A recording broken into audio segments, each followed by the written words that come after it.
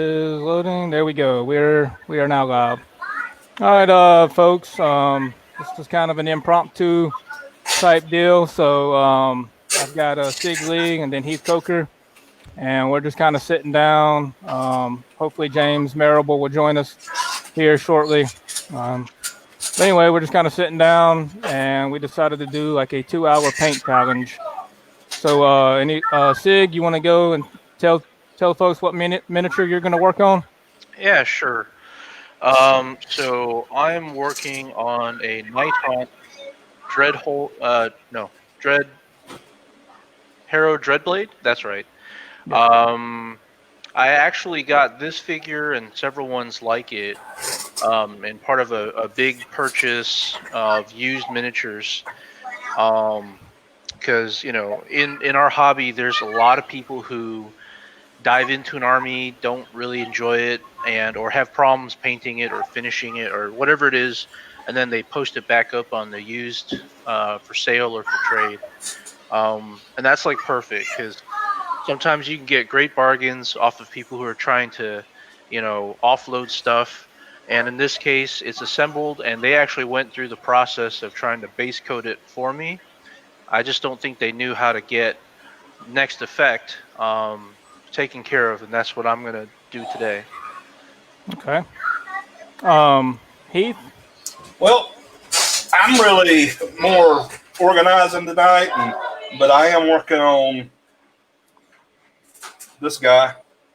Okay. 3D printing. I've got another 2 pieces coming out in a few minutes, and I'll be working on that. I'm finishing up my plague doctor, All right. so I'll work on him a little bit, and then my ranger Okay. that I'm working on. All right. Cool. I've got this Grayson Starn. I think that's how you pronounce it. So he is from Kill Team. He is a Gene Stealer, from the Gene Stealer cult. So he's like he's got 3 guns, like a 3-armed gunslinger. So I actually lost. His arm fell off at some point, and I guess my dog ate it. I don't really know what happened to it. So I had to kind of convert and find another arm and gun. So anyway, I'm gonna be working on this guy. So, but folks, I mean, we're here. We're kind of just hanging out, chilling. We'll take some questions and comments here and there. But Tyler, I swear your dog has eaten more miniatures yes, he and has. gaming supplies Yes, yes, he has than eaten. you have run afoul of them. Yeah, one of them for sure. Yeah, he ate some stuff from Hordes, and then I had him eat yeah, almost like an entire kill team or something. So yep. So all right, but anyway, yeah. So like I said, we're here. We'll kind of have some gaming questions here and there. I'll bring up some stuff. But yeah, so we'll kind of just get started, folks. Sounds good. All right, so one teaching point I have, because I've been doing a lot more airbrushing with my work, but you can actually do something similar to save on time and steps, right? So this one's already been pre-done, but I'm going to show you a great trick, which is going to come in the form of a cheap toy. What's this, guys? It looks like a plastic egg. Right. This is actually Silly Putty. It's the red plastic egg Okay. that Silly Putty comes in. Yeah, I almost said that. So the funny thing about Silly Putty that works is you can use like little hunks of it when you tear it off to mask off your miniatures. So if you base color something and you want to go back and hit it again with another color, Right. if you talk about people who paint cars and motorcycles and stuff for a living, they'll tape off entire sections of it to protect the original paintwork. You can do the same with Silly Putty as long as the original paint is dry. When you take this off, it won't take this paint with. So Okay. you can do entire colors, and if you very carefully, plug those gaps or know where you're going to come back and do it again, you can hit it with another rattle can or airbrush to, really speed up the process. So I'm going to try to figure out how to mask off this one Okay. before moving on. But how about you, Ty? What's your what's your thing that you're going to start with on your figure? I think I'm gonna start with its kind of the skin. Um, a couple of one of its arms is covered up with like a sleeve, but um, I'm gonna paint its hands and its face. Kind of start with just a fleshy tone, and then kind of go with that more kind of deeper skin color that the Gene Stealers are kind of known for. Okay. So yeah, Marbles is checked in, and well, he commented. He said he was still shopping, but when he gets home, he'll join us. So we got a couple other people, somebody checking you guys out for a bit, and then somebody, "What's up, Ty?" So both of those came from a Facebook user. So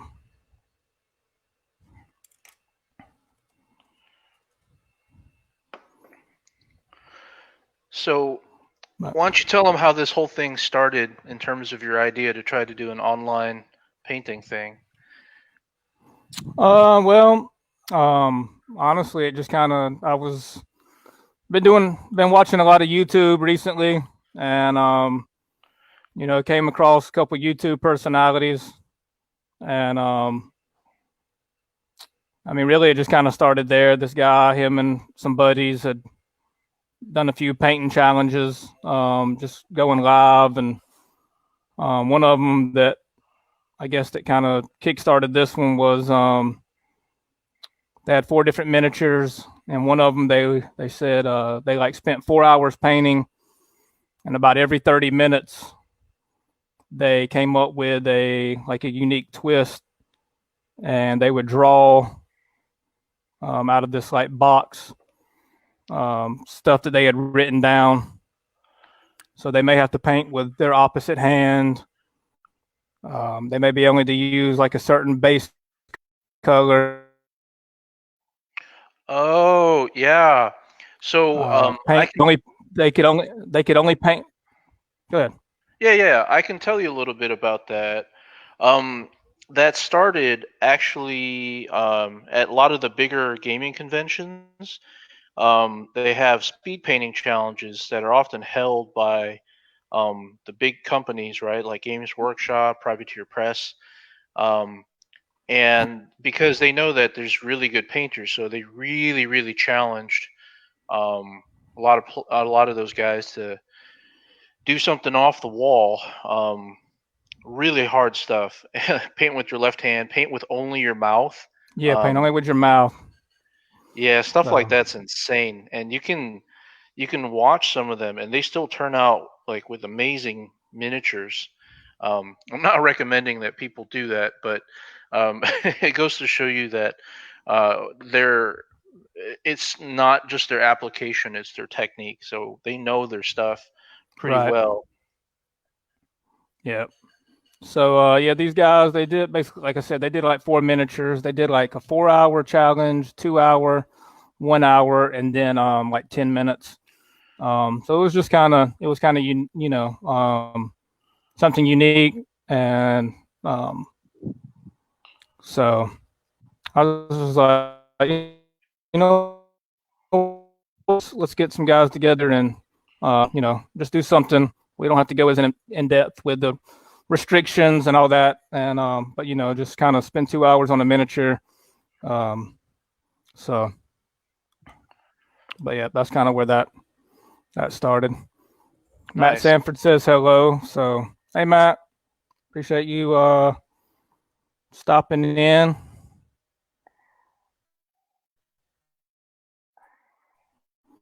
So Heath, how long Folks, have you been painting or working on that guy for your playing card? StreamYard permission to use, you're going to show up as Facebook user. What, Sig? Oh yeah, sorry. I meant to ask, like, you have that plague doctor you started on already. Where did you find the miniature? Um, a Patreon that I was using for a while, Rocket Pig Games. They have some really cool miniatures. You can join their Patreon, and you get so many. They've also just completed a Kickstarter with a bunch of STL files. Okay. Maybe you can post a link for those that might be interested. Yeah. When the show's over with, or but also folks that, if you don't know, that are watching again. Yeah, Heath runs and operates Swamp Works here in Waycross. So if you have any 3D print needs, you can talk to him. So just because I know that I'm familiar with it, but can you explain sort of how that works for people who want 3D printed stuff? Do they just buy it from you? Like, if they want a miniature, do they just buy that, or how does that work? Yes and no. Certain ones I have license for that I can print and just sell, like print a bunch up, put on a shelf and sell them. Others you would have to buy your file, and I would be selling you the time and material to print it. And it's for like kind of any size miniature? That I can, I have limitations with resin because there's smaller printers right now. But with the regular FDM printer, I can do 250 millimeters by 250 by 230, I believe. So, and then I can also, if something needs to be bigger than that, multi-parts. Nice. What's the biggest you've ever made a 3D print out of curiosity? The letter C for our door. Okay. And I did that in like 4 or 5 parts. And it's just, it's only an inch thin, but it's kind of huge, 18 inches diagonal. Right.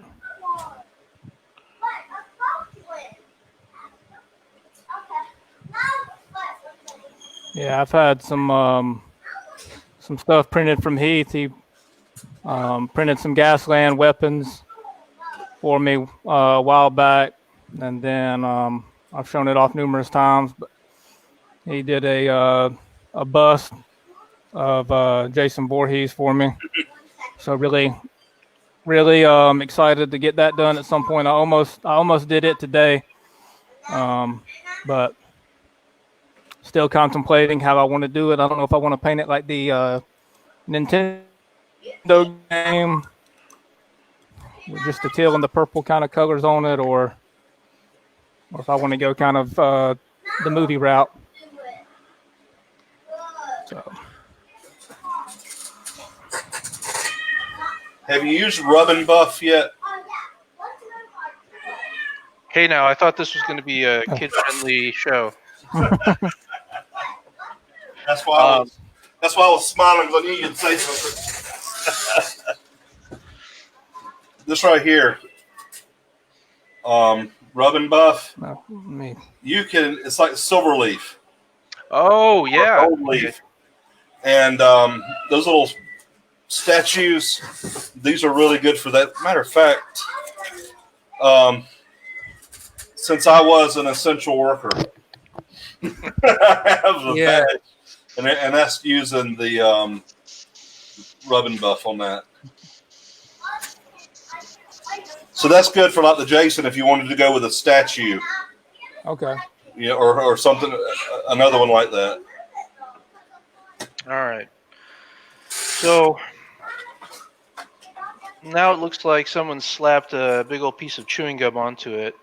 That means everything else that I'm going to paint, I can start messing with the colors. Right. One piece of advice, one trick that I do have for people, if you don't paint in front of your computer or whatever, is make use of your cell phone to reference like miniatures that you or colors or patterns and stuff like that. So I'm kind of cheating. I already found something online that I liked, and I Yeah. screenshotted it so that way I have quick reference while I'm working on it. Yeah. Because you don't want to struggle with like looking for your colors and stuff. Because you can wait and do certain things, and that's okay. But sometimes when you get into a flow of working, you don't want to break that energy you've got. Likewise, when you're using something like an airbrush, there's drying time that you factor in, and it dries faster than you think, but you don't want to have your stuff just kind of like sitting on the rack waiting when you can be, doing more with it. Right.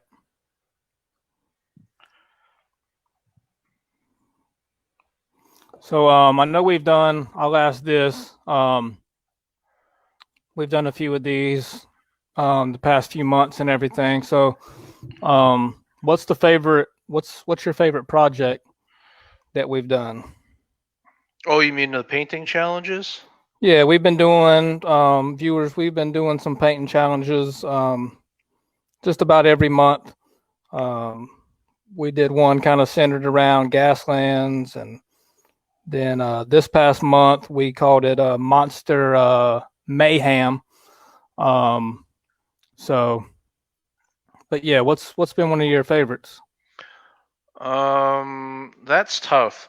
I really do like my most recent miniature for Monster Mayhem. I posted it into the WGC in addition to our own little, group board. Um, but that's Yeah, because it was very spontaneous. But honestly, the one I like the most is going to be the one where we get the most amount of people actually contributing to it. So yes, I'm calling right. out all of our Which friends. so whichever one that ends up being, that'll be your favorite. Right. So, I do have a Reese, question for you. What's That that? right? the the one that's coming up, that's giant scale. Oh yeah, yeah, yeah. Is it any genre or is it fantasy? Any genre is what my friend says. He really. So I'm talking. My buddy Nate. He and I grew up together from college. He's a really close friend of mine, and I taught him how to paint miniatures like a while back, right? And it's just something that's stuck between the two of us. Um, and so he's really, really, really loves to work on like these complex big miniatures. So they're going to be like the really big tanks, the really big monsters, those kinds of things, because you can embellish it with detail, or because it's so big, you can also work less on it, if that makes any sense, because you're not straining to see all the little detail. You just focus on the big picture. Right. So he wanted to get people to do the same thing and contribute the same, working on what he calls uh, ginormous July or something like that. Yeah. Yeah. And I thought that was a pretty cool idea. I like that. So he really wants guys to work on like these really big base kind of things. And I think that's definitely down. That's what we want as well, is to encourage everyone to work on a variety of things. Right. Yeah, but I think to answer your question, Heath, I think any genre, because he had mentioned I guess something from more of the warmer hordes. Right. Is that correct too? Yeah, he had bought the Glacier King, which is a really nice trollkin faction, gargantuan, whatever. Gargantuan, yeah. Yeah, and back when he was trying to learn the game, back when GW wasn't doing as well in terms of their product line, and so he really wanted to work on that, and so this sort of gives him an excuse to own up to it and to paint that as well. Right. Yeah, I think I'm gonna paint my I guess the Mal Crusher or whatever for Oh yeah, Sigmar. So, yeah. I think I found me something, a Triceratops that has, I don't know what you call it, a gondola attached to it, carrying Mhm. people. Yeah. But Which line is it from? do what? Which company line or which It's game from is it? Print Your Own Monsters. It's another Patreon, Nice. and it's pretty big, so it's going to be pretty neat. Well, the last pieces are right here Okay. So it finished printing. off the printer. So resin Cool. burns. That's why I have the gloves. Yeah, Yeah. I'm pulling a Michael Jackson as well, but for this One reason. one glove it. That's right. So,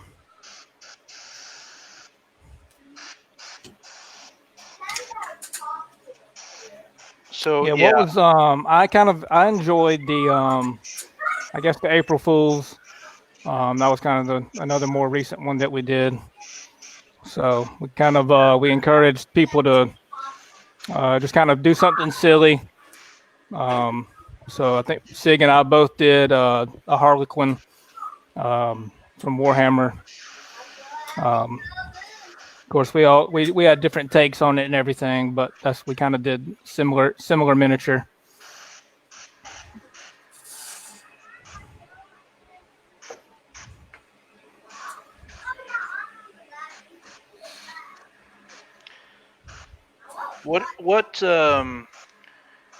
what about you, Ty? What's been your favorite to work on, or which challenge was your favorite? Yeah, like I said, that the April Fools one I enjoyed it. I did enjoy this past one too, the Monster Mayhem. Um, I painted Gore Gruntas from Sigmar, Age of Sigmar, and then um, the Gaslands one, the VW Oh, what's challenge. that? The Love Bug, right? Yeah, well, Yeah, no, yeah. that's for June. No, yeah, well, I know. Yeah, Marbles wants to do the June bug in June, but yeah, we did the Love Bug one for February. Yep, That's right. yep. So, for all the guys tuning in, we okay. So I should start by saying that I love painting miniatures for a hobby, and specifically because I love miniature gaming. Um, but I have a huge problem with the gray and silver armies out there. Um, it's fine if your goal is to collect up and just get to playing. I think we all have those friends. We all are also those same type of players, and that's good. Um, but there's nothing more satisfying than seeing a completely painted army on the table. And when you also see two of them rock up on a table, man, it is so impressive. It's really nice. So what I was trying to get at was to start this sort of inspiration group to get to the hobbying aspect. Not everyone can work on armies all the time, so I think that it started by me posting up saying, "Well, who wants to like answer a little painting challenge, right? Like one miniature, one model, Right. because you can all do that." And then because the challenges were a little bit open to interpretation, but there you can kind of stay working on what you're already working on. Just do whatever you want to do within that realm. It lets people sort of explore their creative side a little bit. Yep. Yep. Yeah, I think we started. I guess it was towards the end of the year. Last year, probably. I don't know. I can't remember how long it's been, but I know we've done um, quite a few challenges. So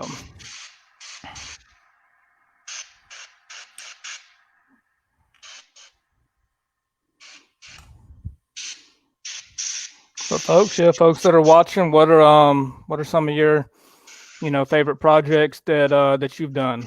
You can leave that comment there. again, after this is over, this will be uploaded to Facebook.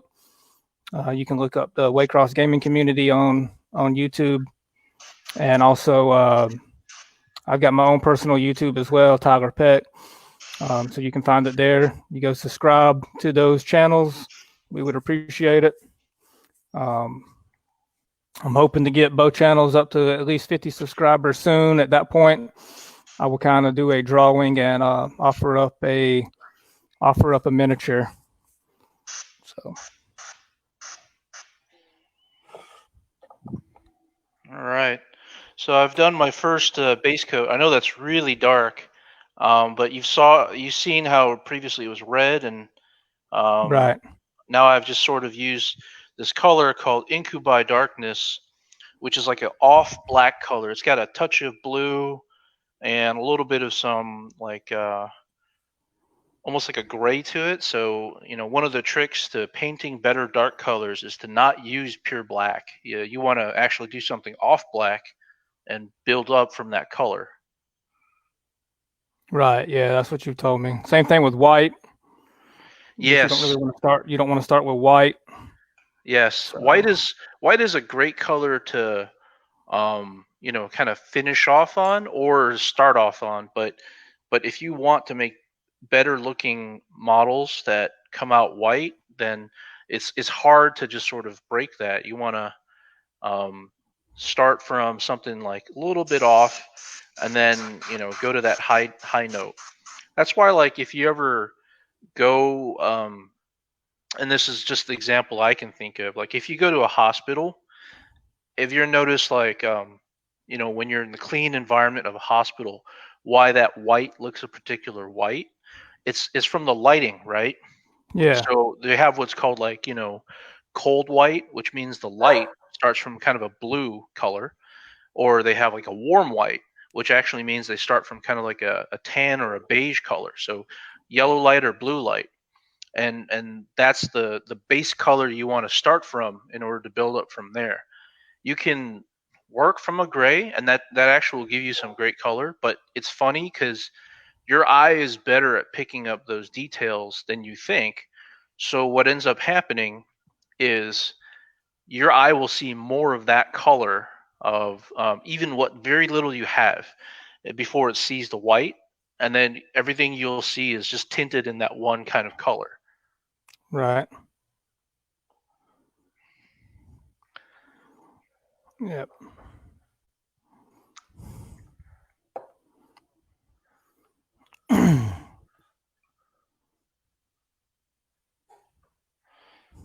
Mac is watching. He said one of his favorite projects was building his modular board for the drowned earth. So, and I guess I would ask him which one, because I think you have multiples, right, Mac? So, for those that don't know, yeah, Mac is yes, he's in our group. He also has his own group up in Beaufort. He started Coastal Con up in Beaufort, but he does a lot of terrain builds and does a lot of painting. I know he helps kind of push a lot of indie games, which the Drowned Earth is one of them. And he also Twisted is another one. And I've interviewed both of those game creators. Again, you can find those on the YouTube channel. I've also talked to Mac. Mac was on episode 1 of Kicking It with Kickstand.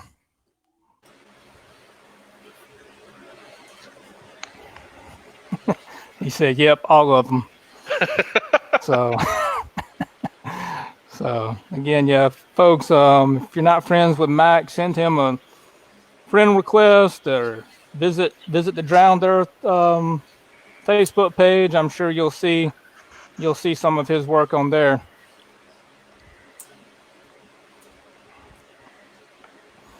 And I just mentioned Twisted. I actually just got my Twisted stuff in today. After interviewing the guy there, he contacted a couple other people, and I was able to work some stuff out and get some Twisted stuff. So that was actually the miniature I was going to kind of offer up for that raffle for the 50 subscribers.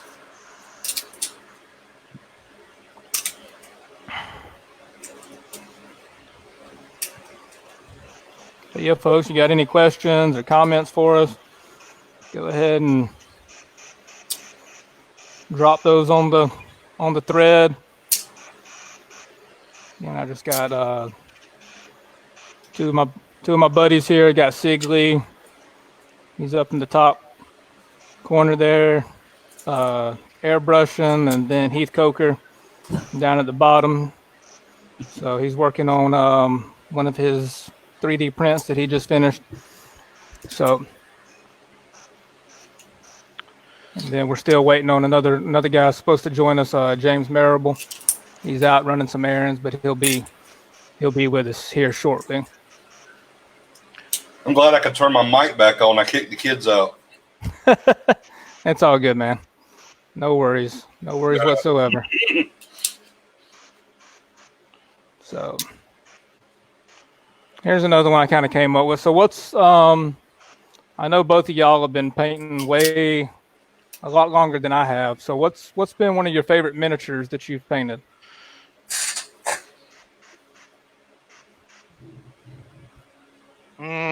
That's a hard one. Or maybe for y'all can name, your top. Sure. Okay. Whatever you want to do, like just some of your favorites. You know what I mean? Like I said, I know y'all been painting a long time. There is an old Space Marine Terminator captain. It's no longer available because it's like a metal miniature. I want to say from like 96 to 2000s, like mid 2000s. And the reason why is because it was like nice at the time. It was a nice big chunky miniature. It was dynamically posed and it had just enough detail on it, so it had things like like a sash and a tabard and robe and like power weapons, guns, all those really nice details. But it was non-denominational.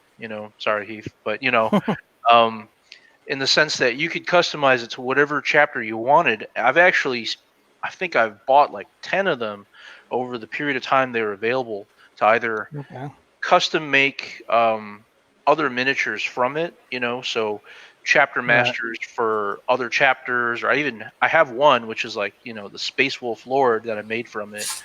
I converted a chaplain for my Blood Angels from it. It's such a diverse miniature, and yet it sucks that it's out of print because it was so good to paint, so easy to paint. For me, let me see if I can pronounce it right. Armiger. Armiger? Is it Armiger? The Small Knights. Oh yeah. From G-Dub. I had been watching a airbrusher on YouTube, learned some techniques, and finally used them, and it turned out so awesome for me. That was probably my favorite so far, seeing techniques come to life. Gotcha. I'll tell you one that I really like that I only just worked on this year. Alariel from the Sylvaneth. When I first saw that sculpt, oh my lord, it's gorgeous. It's so detailed, and I was actually really intimidated on pinning it. So I feel like I've spent basically a couple of years since its release just building up a variety of techniques so I could do it justice. And finally, I finished one earlier this year to sort of top off my Sylvaneth collection. And I have shared that to WGC, so you probably can find it there. But that one's kind of a cheat because it's actually more like 3 miniatures. I spent a lot of time doing the base. Then there's the giant war beetle she stands on, and then there's Alariel herself. So yeah, that was a lot of work, but totally worth it. And as crazy as it sounds, I would even consider going back to paint another one, but probably in a different theme or forest color. Right. Yeah, I don't know what mine would be. I guess one of my more recents would be my orc mega boss.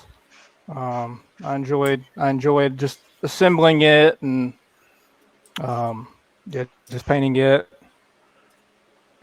So trying to think of something else I've done more recently. So to kind of derail your questions a little bit, I know how we got started, but how did you get started into painting miniatures and stuff? Because I don't think you were like an early bloomer nerd like us, right? No, I mean I wouldn't say like that. No. I mean, I kind of touched on in the episode last night how I got introduced to the WGC. I mean, I met Mike Baker when I was moving a few streets over. Um, I'd been in Waycross for a couple months and then had to move. But anyway, so I think I just, after I had gotten introduced to the community and had bought a couple games, I think I just, after seeing some of you guys had painted stuff, I was like, you know what, I'm gonna try this thing. And the first stuff that I really started painting was from the one of the box sets of the D&D games. I had Wrath of a Shardalon. So I just kind of, I went to Hobby Lobby, I guess, and bought the Vallejo paints, and kind of just started from there painting those guys. And then as I got introduced to these other games, just kind of started slowly assembling the minis and painting them, and would pick up some tips from you guys and other guys in the group. So, but yeah, I mean, like I said, I've probably only been painting maybe 4 years or so. So, What's like your kind of what drives you to paint? Is it just because you like collecting the figures? Do you? yeah, I'll be honest. I aspire almost to kind of build something like like you have a project in mind that uh, is sort of helping you sort of stay focused, I guess. right. I mean, honestly, I enjoy I guess kind of building. And there was something I was gonna kind of touch on later, but doing like conversions and stuff. I kind of enjoy that more than the painting, to be honest. Um, but so I mean, I know that I've bought a lot of miniatures, and then I know that I won't even end up playing the game, and so then I end up selling the game off. But yeah, that's kind of where I guess I like I said, I kind of enjoy the building and doing like small conversions more so than the painting. The painting is it's therapeutic. So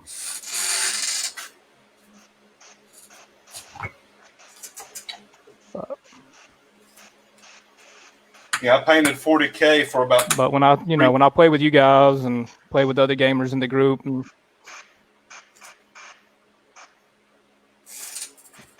what's that? Said I played or painted 40K for about You 3 there, years before I ever played the first game.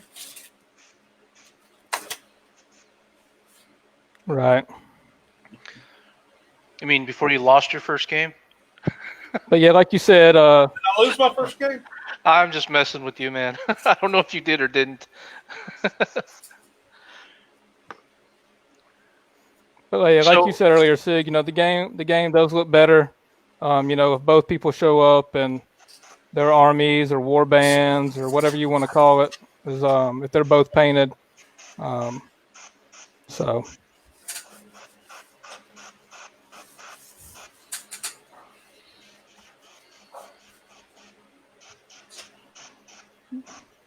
Well.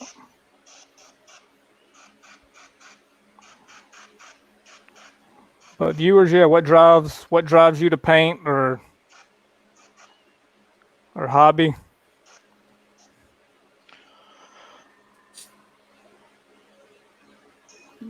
leave a comment.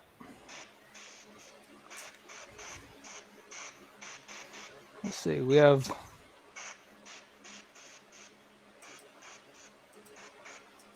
somebody said, "You mean only mini I've ever painted?" I'm not sure who that was, but yeah, if you've only painted one mini, what I guess if that was your favorite, then what mini was that? Matt Sanford, I have a question. I always have a problem finding the motivation to paint. Like Tiger, I love the construction, not so much the painting. Any pointers on becoming better motivated to paint? One of y'all want to tackle that? Y'all, like I said, y'all have had more experience. For me, it was like I said earlier about learning technique and style. I hated the painting when I first started because nothing seemed to look right, and until I learned several thin coats and then branching from there to layering. Then once it started to come alive, I loved it. But before that, it was drudgery. It just didn't look good. But once you start learning technique, I think that it changes everything. For me, it did. So I have this workbench that I paint and hobby on, and right in front of me are my original Warhammer miniatures. Okay, right there. All right, let me shine the light slightly away. Here, and I'll pull you up as the. Okay, see that? Yep. Okay. These are the original RTB-01. These are like relics, and I did them when I was 10 years old, and they're horrible. But that's going to be normal, and that's actually why I keep them here, is a reminder that you Where you start started. from.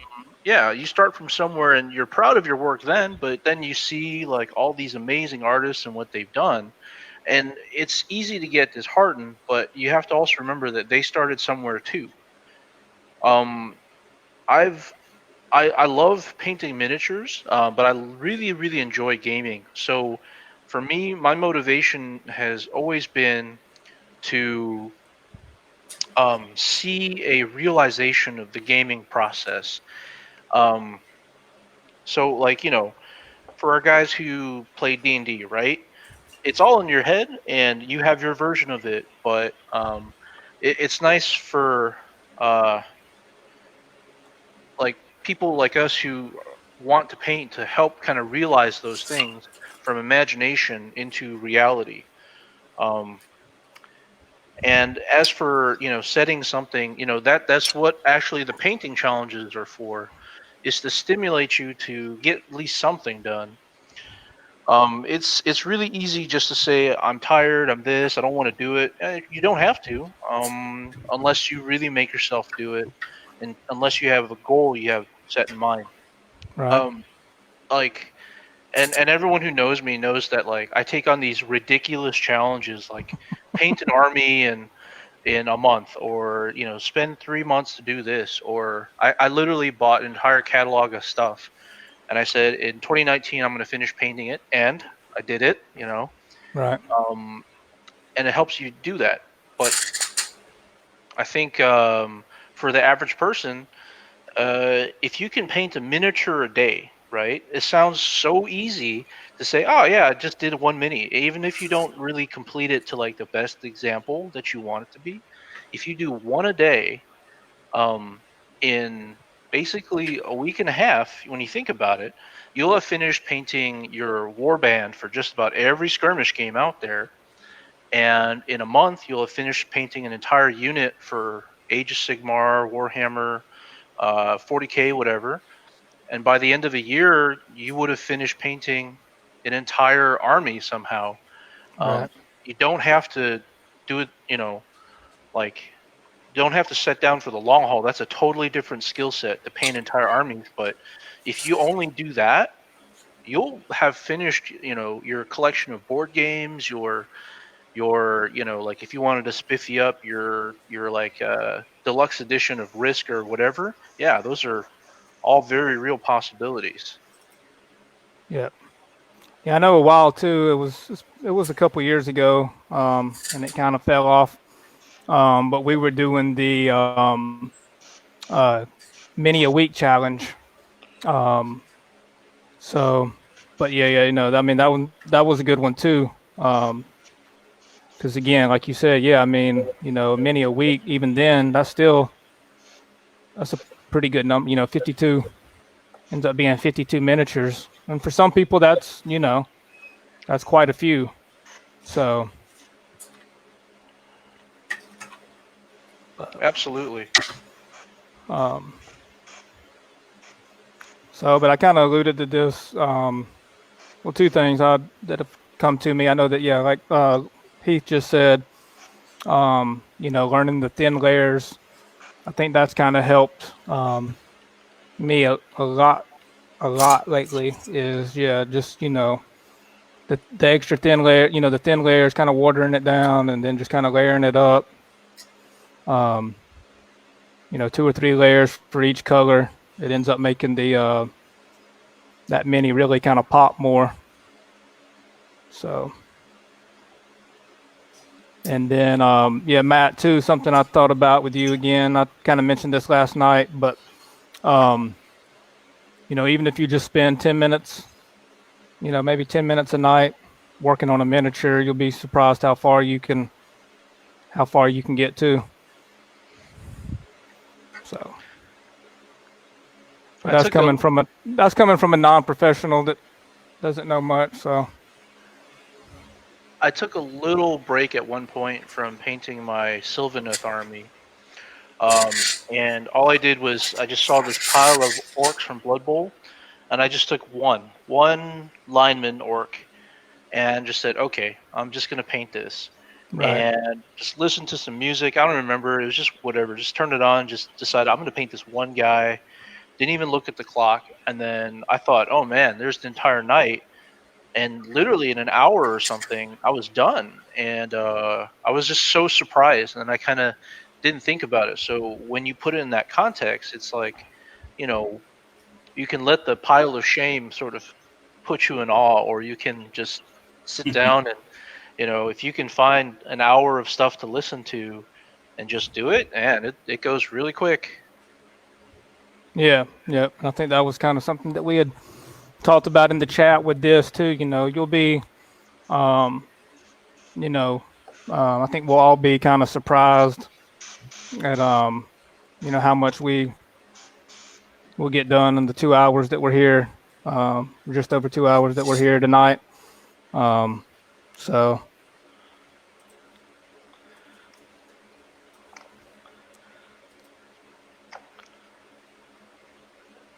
But yeah, you're welcome, Matt. Matt thanked us for the pointers.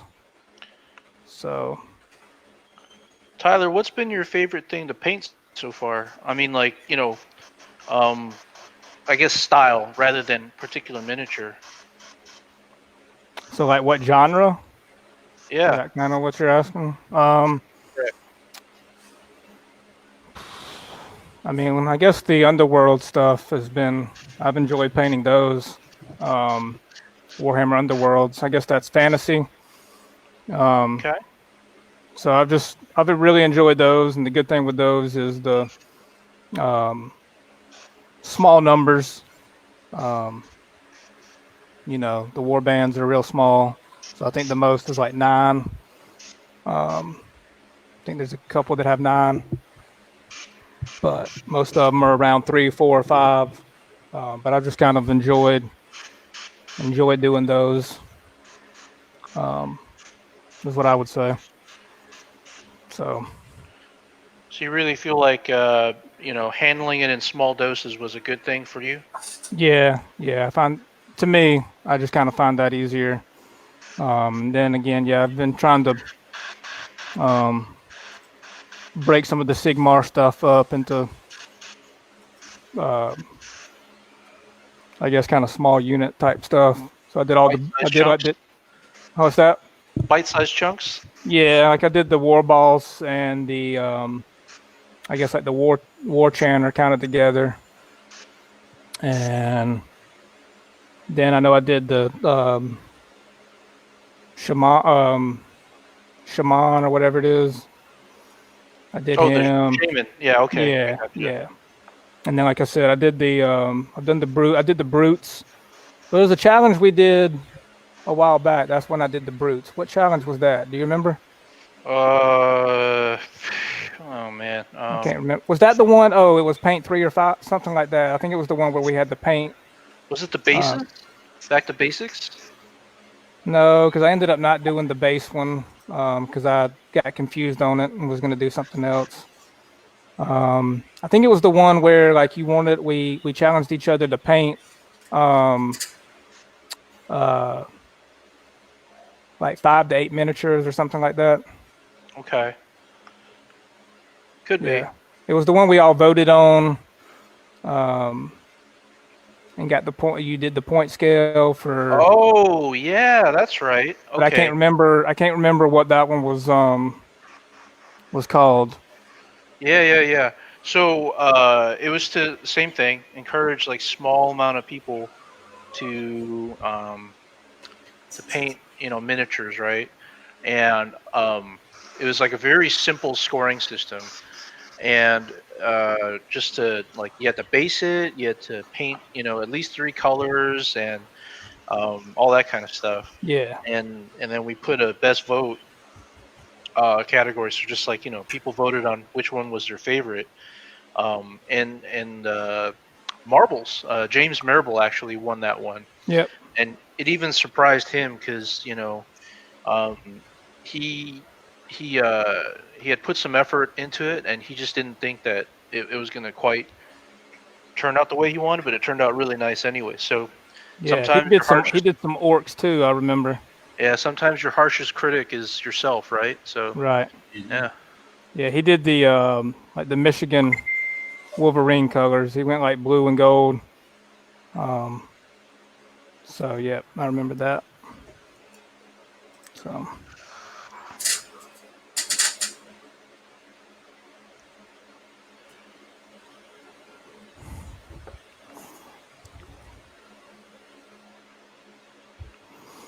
so again, folks, I don't know how many are not looking right now. How many are watching or viewing? But got Sig Lee here with us, and Heath Coker. They're both members of the WGC. We're just kind of hanging out, painting, talking gaming, talking hobbying, painting, things of that nature. If you got a question or comment, you can leave that for us. We'll get to it at some point. So again, Heath Coker, he runs and operates Swamp Works, and if he wants to kind of talk about that, I'll let him talk about what he's got going on with that. Swamp Works, we are a print-on-demand service. You have a file that you bought that you want printed, mini, terrain, prototype, anything like that. You can give me a call and we'll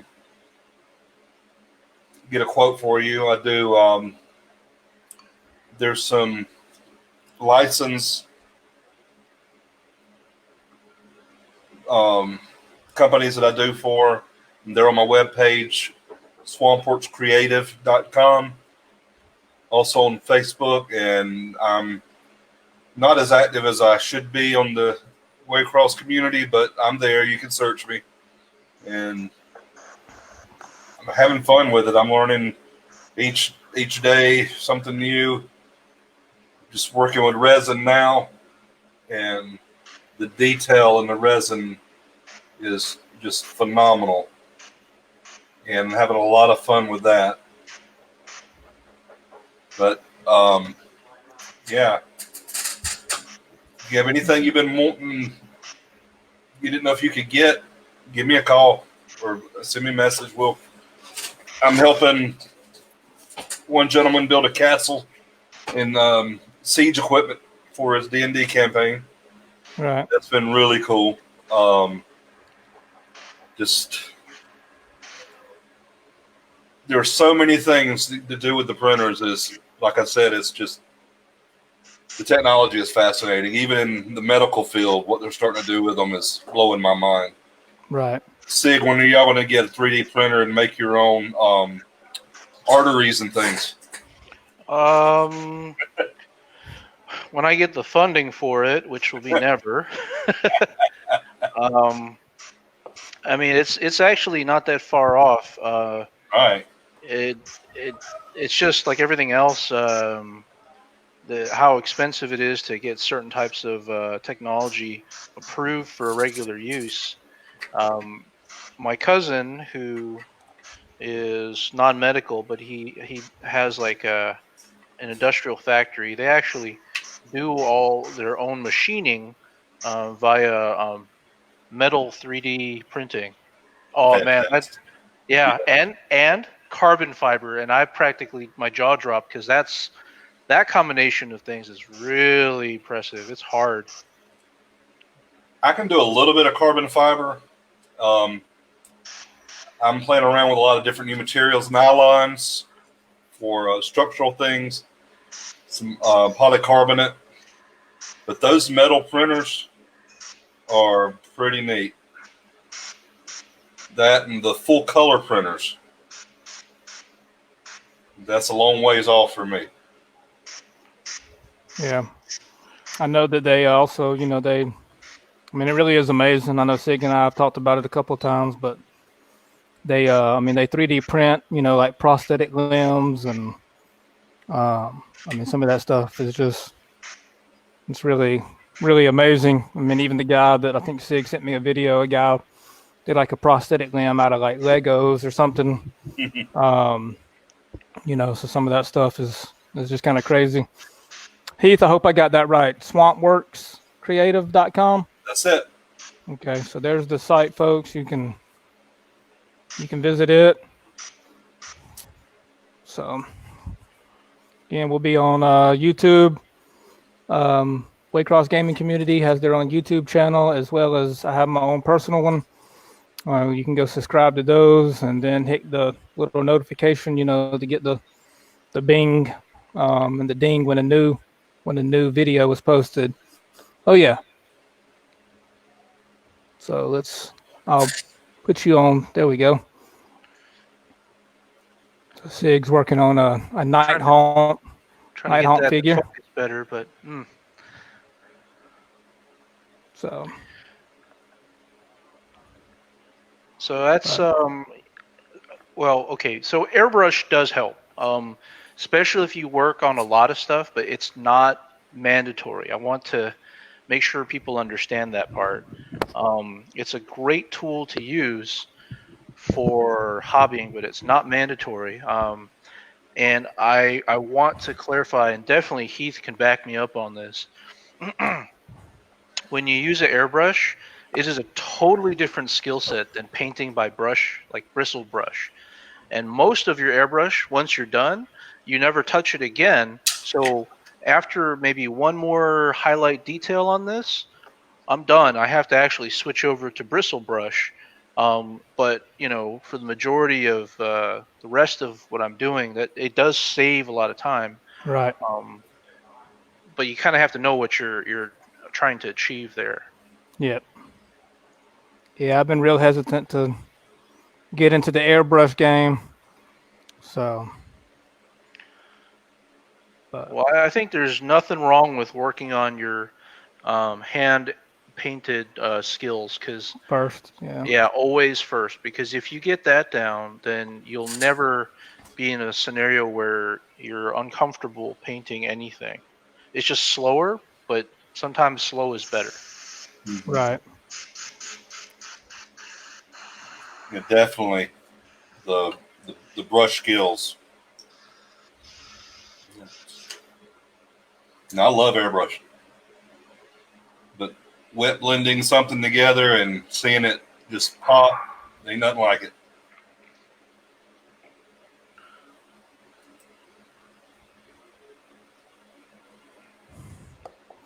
Well, we kind of touched on this earlier, but conversions. I mean, any of y'all done any, I guess like significant, or even I guess they can be small little conversions on any miniatures that you're, super proud of? Not really for me. I haven't played Gaslands, of course, making some things and Right. Yeah, kit bashing the cars. yeah, but big stuff I haven't done. Been into that. I'd like to, but there've been other things. Right. Yeah, absolutely. For me, so I want to clarify because I'm a bit of a everything snob, not just a hobby snob. So if you want to know, so there's a fine line. Conversion is the process of altering an existing miniature or model Right. um, to achieve a new model. Okay. Um, and the definition is a little funny because kit bashing is where you take a variety of preset kits. Think about it like Lego bricks. They all kind of find a way to fit together, right? Right. And so a kit bash is a legitimate way to put together new models, but a conversion means that you are altering it forever, right? Yeah. Back in the day when miniatures were all lead pewter and everything else, meant you had to actually cut the hand off to then swap an entire hand from a totally different model. So instead of like Conan the Sword Barbarian, you would borrow the axe from the dwarf berserker, and now he's Kurgan the barbarian berserker. That's what it's supposed to be, and it was Right. like a very high level of commitment because most people are very leery of chopping up their favorite miniatures. Right. Marbles has joined us. Whoa! So what's Finally. going on, Marbles? Not a lot, man. Not a lot. You Just good? had to- Everything yeah, all right? Yeah, I had to run to the store for some stuff for Yeah. people, Yep. But I'm glad I was able to make it. How you guys today? Oh man, we're doing all right. So just hanging and chilling, painting, just talking some different things. So That's good. That's good. we'll let you kind of get settled some, and then we'll ask you some. We'll play 21 questions with you. Ooh, I like that. Can I play along? Can I ask questions too? Yeah, go for it, man. Oh man, yeah, we just. Alright. I'm just looking for a model I haven't put any paint to that I can paint on today. Yeah, whenever you get ready, if you just want to kind of show the viewers what you're working on, or tell the viewers what you're going to work on. Yeah. So I might need to. You know what? I don't know if I have something I can work this one without. Yeah. I think I'm gonna continue working on something else. Yeah, bear with me just a few moments. I No, gotta you're go fine. wash them off real You're quick. fine. Maybe his dog ate it. Yeah, Marbles has a giant dog, Loki.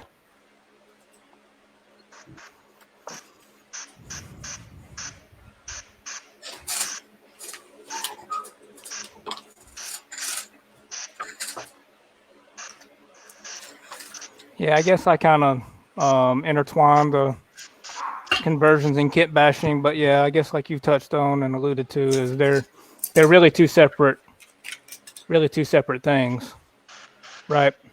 Yeah, I mean it's and don't let that take away from you. Like I said, I know I'm being kind of snobby when I say that, but the skills are the same. It's just that one is a much deeper level of commitment to do. Right. And like if the notion of taking something and basically you're damaging it forever, Yeah. and again for some people they just do not feel good doing that, then don't sweat it, don't do it. In fact, find a veteran hobbyist to help you out, because it can be really intimidating to mess with. So I say, go at it at your own pace. And if you prefer to kit bash until you feel more confident, then that's definitely a good thing. Right.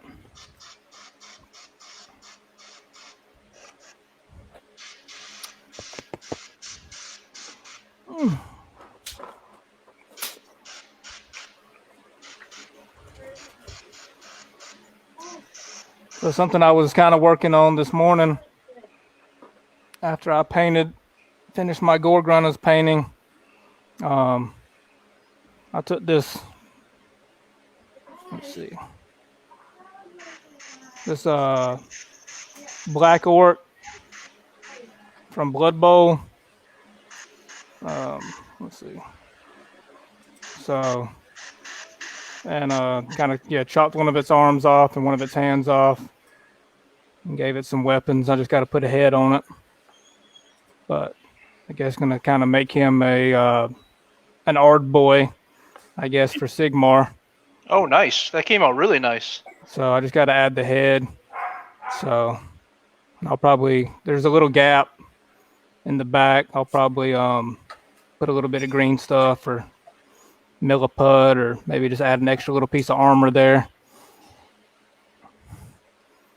So, but yep.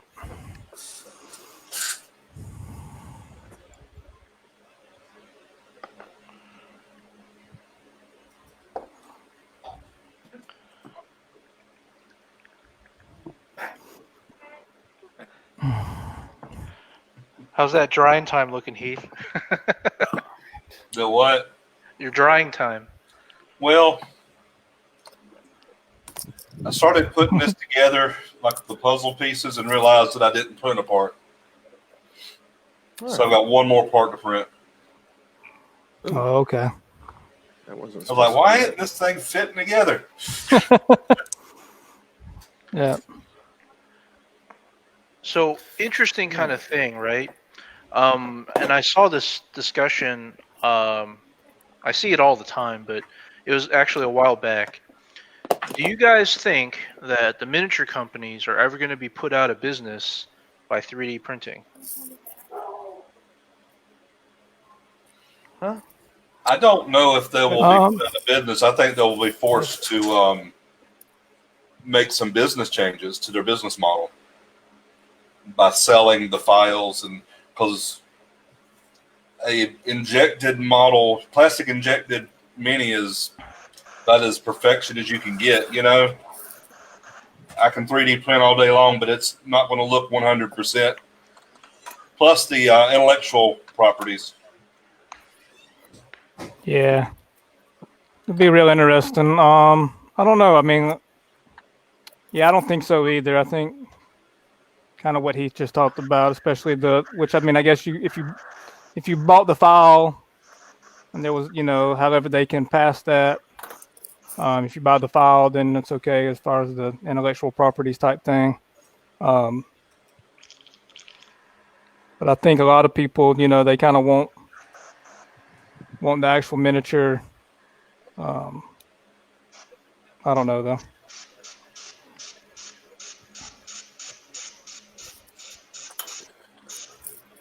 What about you, Sig? I think, I guess my answer is going to be no, because I'm a fanboy of traditional miniatures, but not that I don't want them to change their business model. I think what will end up happening is that they will have to find a way to make their product more affordable.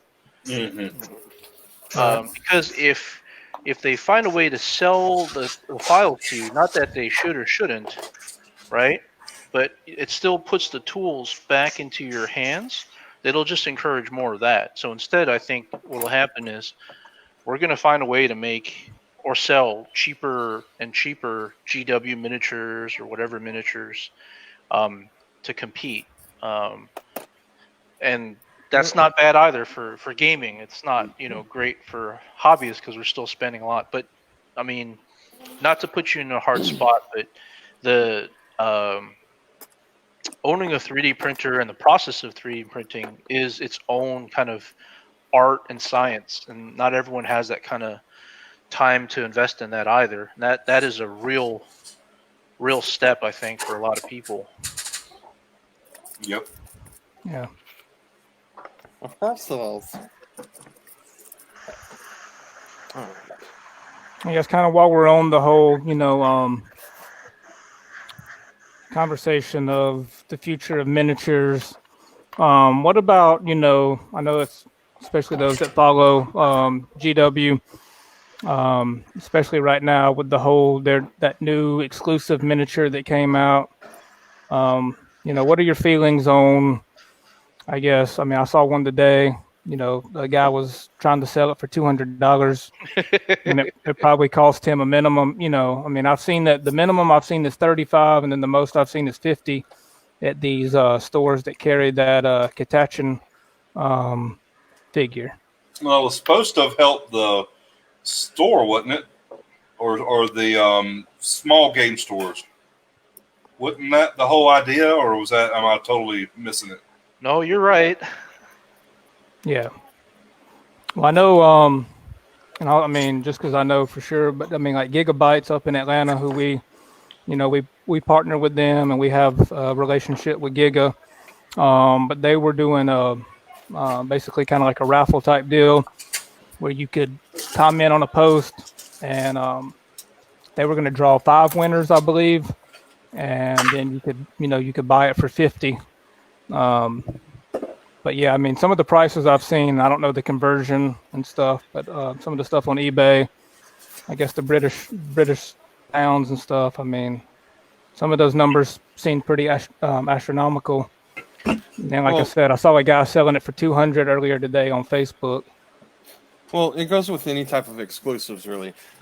Anytime you get an exclusive, you're going to have people that are going to try and buy it up if they have access to it.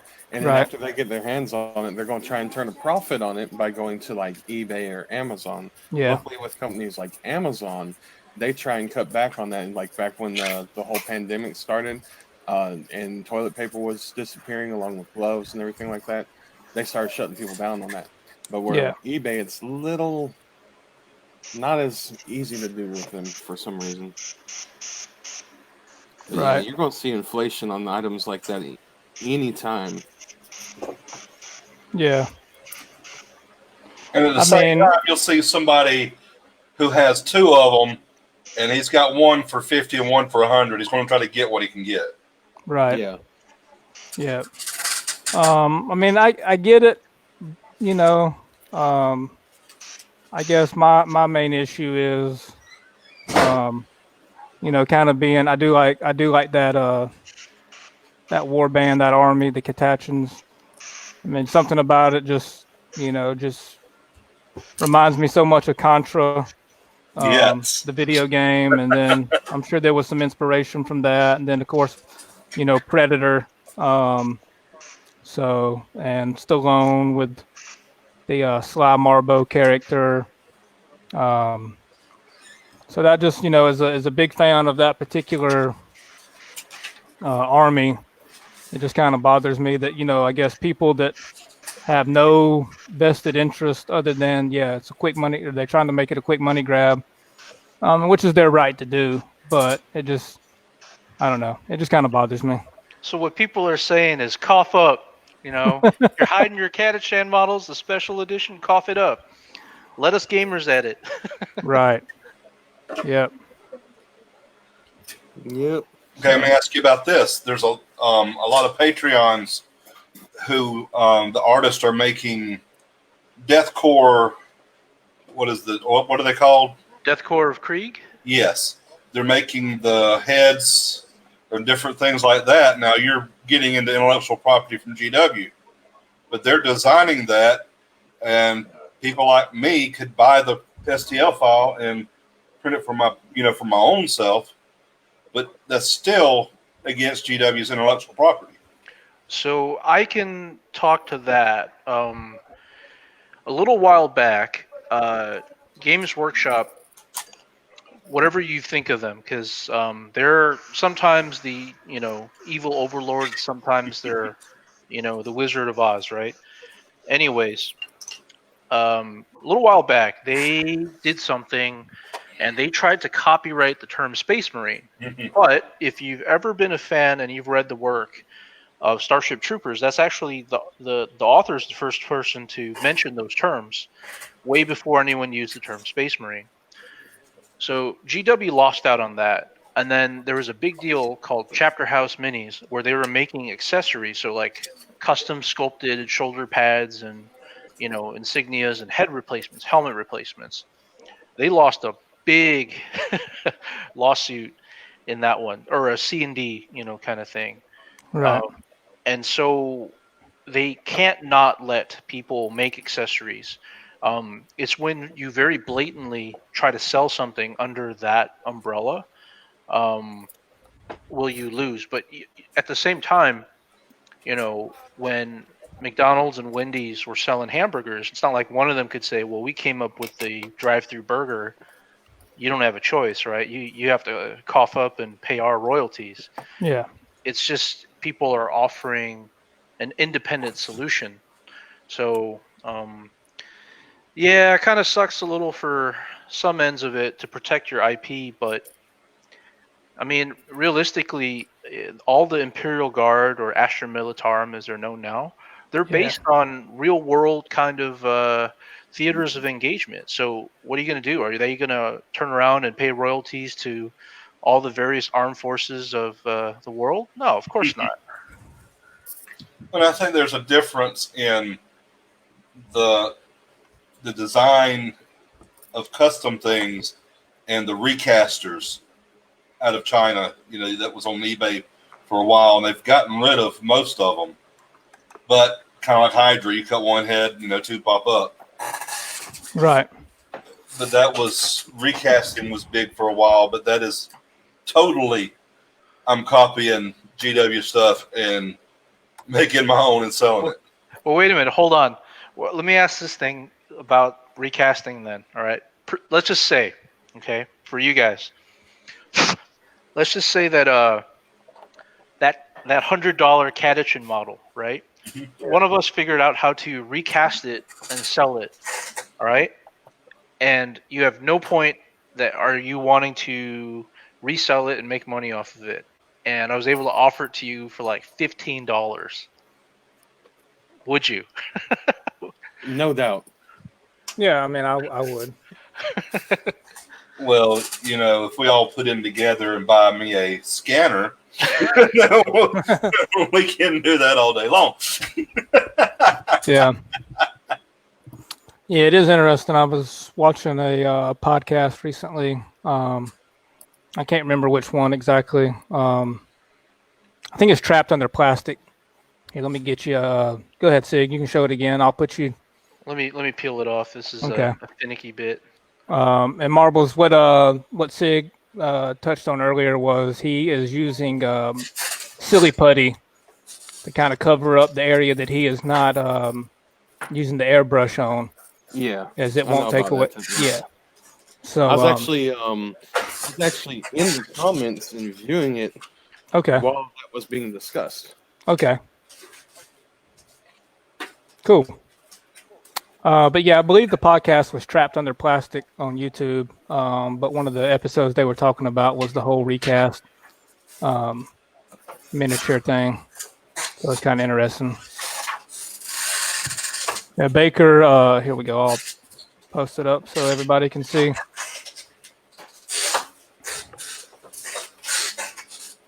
That is why companies like to do historical and modern military government stuff is usually not patented. We're not talking historical minis tonight, Baker. You had last night. Yeah. Just kidding. Look, I'm just saying, like that's heresy. There's nothing wrong with Napoleonic French troops carrying laser weapons. I think that idea has its own niche, and I'm totally down for it. That actually sounds kind of fun. When Prussians are riding steampunk horses on the cavalry charge, come on, it's funny. That's why I love the Stokian Wars. That was. I have not seen that tape on the table in 3-4 years now. Hot minute. So I got it all sitting here beside me, so we can play bust it out. Don't you dare, Sig. What? What? Say something to me about coming out. Well, you said it out already. No, but totally different kind of take on it. You know, we've seen so many games come and go. Which ones would you guys like to see either back or more in action? Well, that's a good question. Now, are we talking tabletop or just Yeah. in general? Tabletop. Tabletop. Well, I'm saying tabletop, but you guys can I take the meant to say reins. miniatures or just in general. Well, yeah, I mean, a game that we, whether it was at the mall or at the church or at someone's house. I never played the Halo game. Anybody want to tackle it? Well, it sounds like he's tackling it. He'd say he's never played the Halo game. Okay, yeah, Halo. That was a good game for a while. I've still got it. Yeah, Baker and I went. We both bought the starter, and we both tackled a faction and painted it to get it on the table a lot quicker. It's a 15 millimeter game. So yeah, it has not been on the table in probably a couple years. So that was one that we were enjoying for a while. So we'll have to pull it back out. And that's one. Michael Baker just wrote something, and that's probably one of the things that we agree on. He says, Viva La Garde with lasers. No, the last thing. You just got to get a time, and then DW looks stunning on the table. I think I'll agree with him with that. So Halo is great, and he has 15 millimeter terrain. So, yeah. Ty, how about you?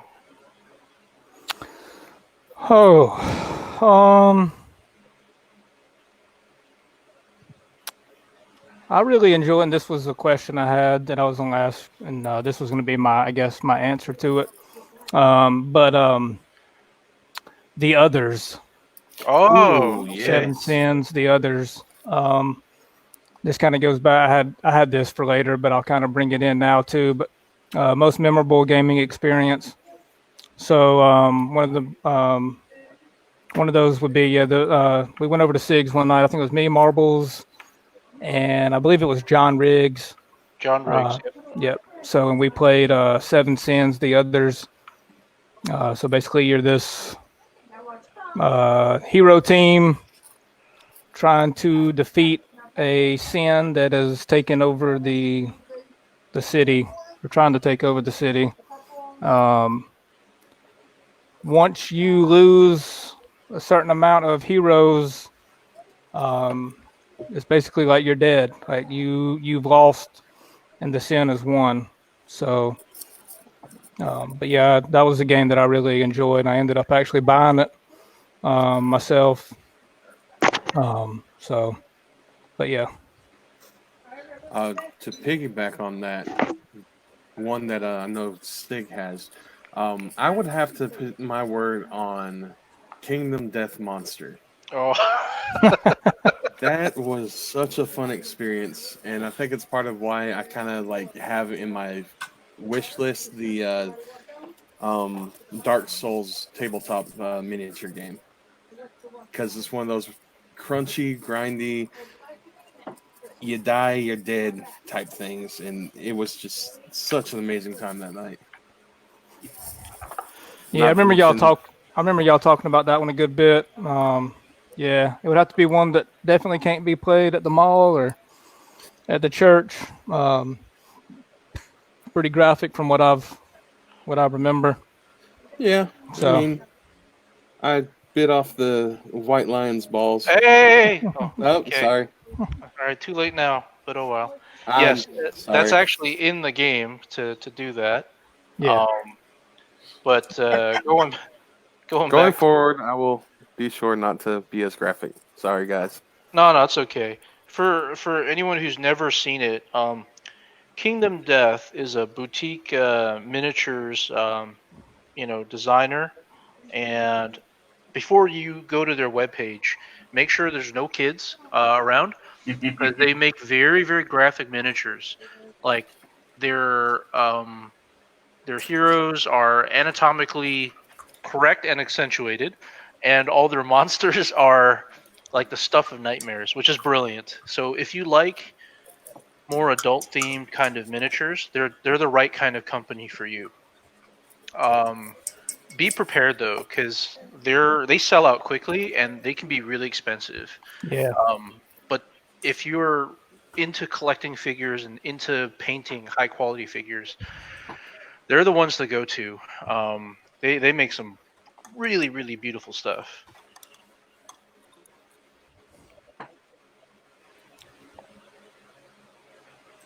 Folks that are viewing, yeah, again, if you've got any questions, comments, feel free to leave them. We'll try to get to them at some point. We're just kind of working on painting a miniature or two, hanging out, chilling. Marbles, did you ever decide what you were going to work Painting? on? Yeah. So what I'm working on is one of the Tau stuffed battle suits. Let me see if I can rearrange the light so it's more on the model here and not too bad. So yeah, forgive my camera. It's kind of Oh, crappy. good. Yeah. Hold on. Let me see if I can get a better light on this. All right. Because the light that I'm using right now is not the best. Let's see here. Turn this one off. There you go. This might actually help a little bit. So, yeah, just to show Okay. some detail on it. What I'm working on is black and black gray. As you can tell back here, I've already started on it. I'm gonna pull one up that I've worked on before. I just kind of give a better idea of what it would look like. I'm not sure. Yeah. Okay. So you can kind of see a little bit of the detail there. Oh, yeah. And what I'm working on is once I get it finished painting, I'm going to add some shading of like green, yellow, and some red in different areas. Just kind of invoke that it's in its stealth mode, and the colors go darker more than like blending in with the environment, kind of like Right. a night stealth type Ooh, idea. okay. So this is kind of cool thing. I know that Heath has been working in this clear green resin. That's been like the rage for him, but I've seen it elsewhere. And this is really on the fence, but I've seen people print replacement, air quotes, replacement parts for certain types of miniatures, namely Tau stealth suits, Tyrannid lictors, right? Yeah. Because what you can then do is to paint it like normal, so it looks like they're phase shifting, like they're either cloaking or decloaking, and that is really really badass. I love that kind of look, and especially if you're comfortable, painting those miniatures up. The effect is just tremendous. Yeah. Agreed. I've seen some of that stuff. It does look good, and yeah, the fact that that it does show you, like you said, the cloaking's pretty cool. That's one Yeah, reason I like the lictors. I guess they're kind of like the Predator. We talked on Predator earlier, so they can kind of disappear and reappear. So I bought into a Kickstarter last year, and it is all accessories to go with your minis, like for military, the cloud coming out of the projectile of a tank. There is the invisible force shield for, I think, for was it Tau? That's what I've seen it on. The hex shape, Yeah. and it's done in clear resin, And this is another thing is I've seen people do is like, I paint or printing right now in this resin. I think Sid thinks that I'm hooked on it, but it's a really strong resin. But I end up painting over it. But right. I've seen people do wizards, and on their staffs, they'll paint it, but they'll mask off the gems. Like they'll do the red resin or the green resin.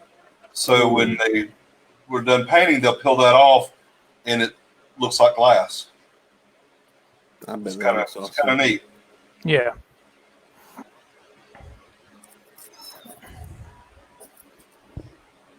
But this is probably, I think I wrote Sig today, told him that this resin has been I've been really happy with it as far as not being brittle, kind of like fine cast. Things just shatter and break other resins I've had. But this has been a lot stronger in that sense. Right. Yeah. Fine cast is our enemy, so it is some terrible stuff, and I never want to work with it. There's only one other resin quality, and that's unfortunately some of the privateer press stuff, and oh my god, I hate that rubbery rustic. The bones. Bones is not terrible, but it can be frustrating to work with. No, privateer press has I love their sculpts, but oh my god, some of their resin quality. Oh, I didn't. Yeah, I thought you meant the polyvinyl, the bones. Like what you would find in their box games, Sig? Yeah, those are a chore. Yeah, I think that came up in a discussion one time with Tyler. He was trying to work on I think it was Widower's Wood. Is that the one you got, Tyler? Yeah, I've got the Widower's Wood and the Undercity. Yeah, Yeah, and I was trying one time about how soft that was, wasn't it? Yeah, I was trying to paint the I think it was the Unleashed box. It's like a Iron Kingdoms RPG game, and it was just a really weird material. But again, I was kind of new to painting at the time too, so maybe I wasn't doing something correctly. So, well, what do you think now? Do you think they were talking a whole lot of jive at you about how good their stuff was, or do you think that it's kind of like what we thought, which was the quality of the material wasn't that great? are you talking to me? Yeah. Well, I'll be honest, I'd have to go back and probably try to repaint one and, see what I know now. Maybe have a different experience with it.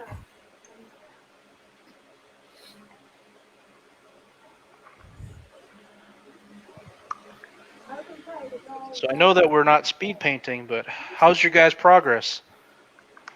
I mean, who wants to? I mean, I'll start off, I guess. I'll kind of show the viewers. So this is. Hey, not bad. Where I'm at now. Oh, I like that. So again, this is Gryson Starn.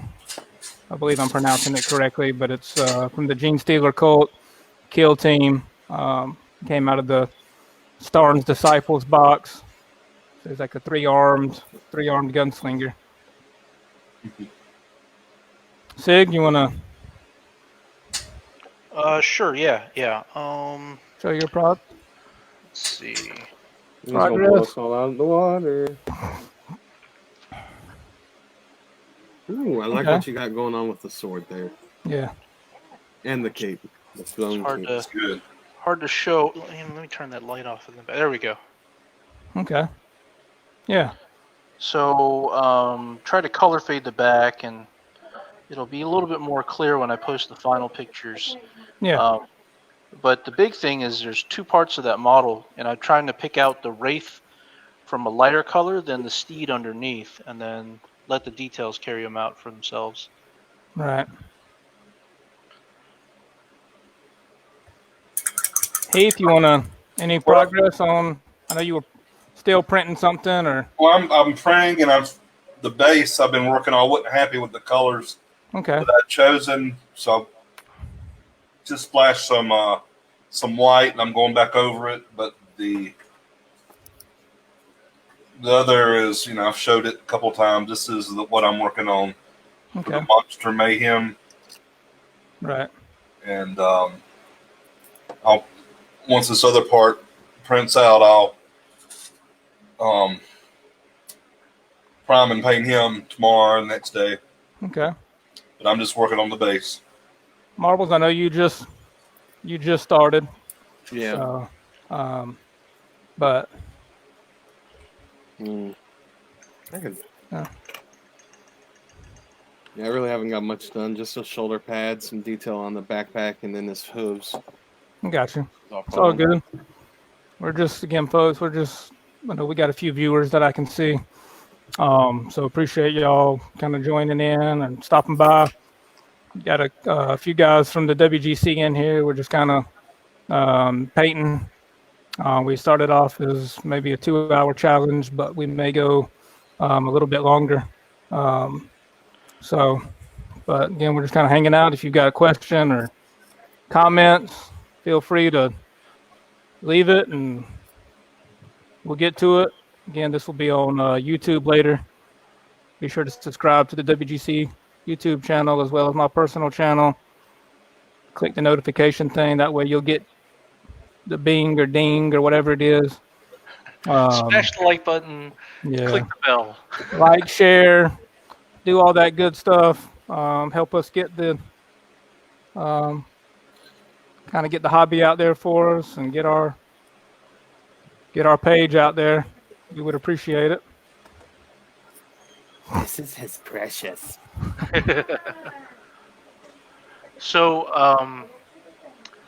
I have 2 games. I brought up that question before. I Right. have 2 games that I think are worthy of seeing revival. First one is Unpainted. And that's actually Star Wars Armada. Yes. It's been in a weird space with Fantasy Flight games right now, because that company is just strange right now, anyways. So if you love space combat and large ships, that's a solid game. But there's been a leak that came out recently, which may interest people who weren't able to get in on the game before. With Disney's kind of recentering of their IP, apparently they're going to start looking at Clone Wars era kind of stuff now. Ooh, that would be fun. Yeah, right. So ships and soldiers and all that kind of junk. So my guess is they're going to jump into that at some point. The other one is another game that sits collecting dust on my shelf. But it's called Dreadfleet. I've never got a chance to play it. And it's it's a remake of an old GW game called Man o' War, Yep. right? So just like Heath was talking about dystopian wars, Man o' War was the Warhammer Fantasy meets naval combat, right? And like you had crazy things like steam-powered ferry boat ships that the dwarves had with giant steam cannons, or like elvish fleets of sloops with magic-powered kind of artillery or dragon riders. It was insane. My only guilty thing is Dreadfleet sits unpainted in my collection. Yeah, it's funny that you mentioned that. I was watching YouTube the other day. It may have been yesterday or the day before. All these days run together now. Yeah, this guy was talking about there were like 5 games he wished would kind of come back, and he actually mentioned Man of War, and but then he said that they did do a somewhat of I guess revisioning of it with Dreadfleet. He said there were some differences here and there, but yeah, it's kind of yeah that you mentioned that. I know exactly what you're talking about. So yeah, Baker said he would like to play some Armada, and then yeah, we were just mentioning Dreadfleet last night, so that was one that I had thrown out. So Couple for me that I've never played, but I think I would love it was Battlefleet Gothic, and what is that? Which one is it? It's got the mechanics is a deck of cards. The kind of fantasy western. Oh, Doomtown? No. Weird Games, I think, is who does it. Yes. Malifaux. Malifaux. Yeah. Malifaux. That's another one. I love their sculpts. Yeah, Oh, they have magnificent sculpts. It's funny because I thought at one point, not to make light of it, but the um the guys that were making Twisted, I was like, man, Malifaux is very similar, but not quite the same. You know, um, I wonder if those guys had ever like played that or had any dealings with them. Right. Yeah, folks. We mentioned Twisted a couple times already. I had an interview with one of the co-creators not too long ago, Peter Overton. You can find that on our YouTube channel. Really nice guy, and again, he is kind of hooked me up with some Twisted products. So I hope to do an unboxing video. My stuff came in today, so hopefully get a unboxing video in sometime this coming up week. And also with Twisted, I plan on kind of raffling off a Twisted miniature. However, you have to go and subscribe to the Waycross Gaming Community YouTube page as well as mine. You can get 2 entries in, and I will do a drawing for a miniature. Tyler, I want to tell you how much I appreciate you not wearing that ugly orange hat tonight. No problem. I can go put it on. Gamecocks. I'm say I didn't wear mine, so I can go put it on.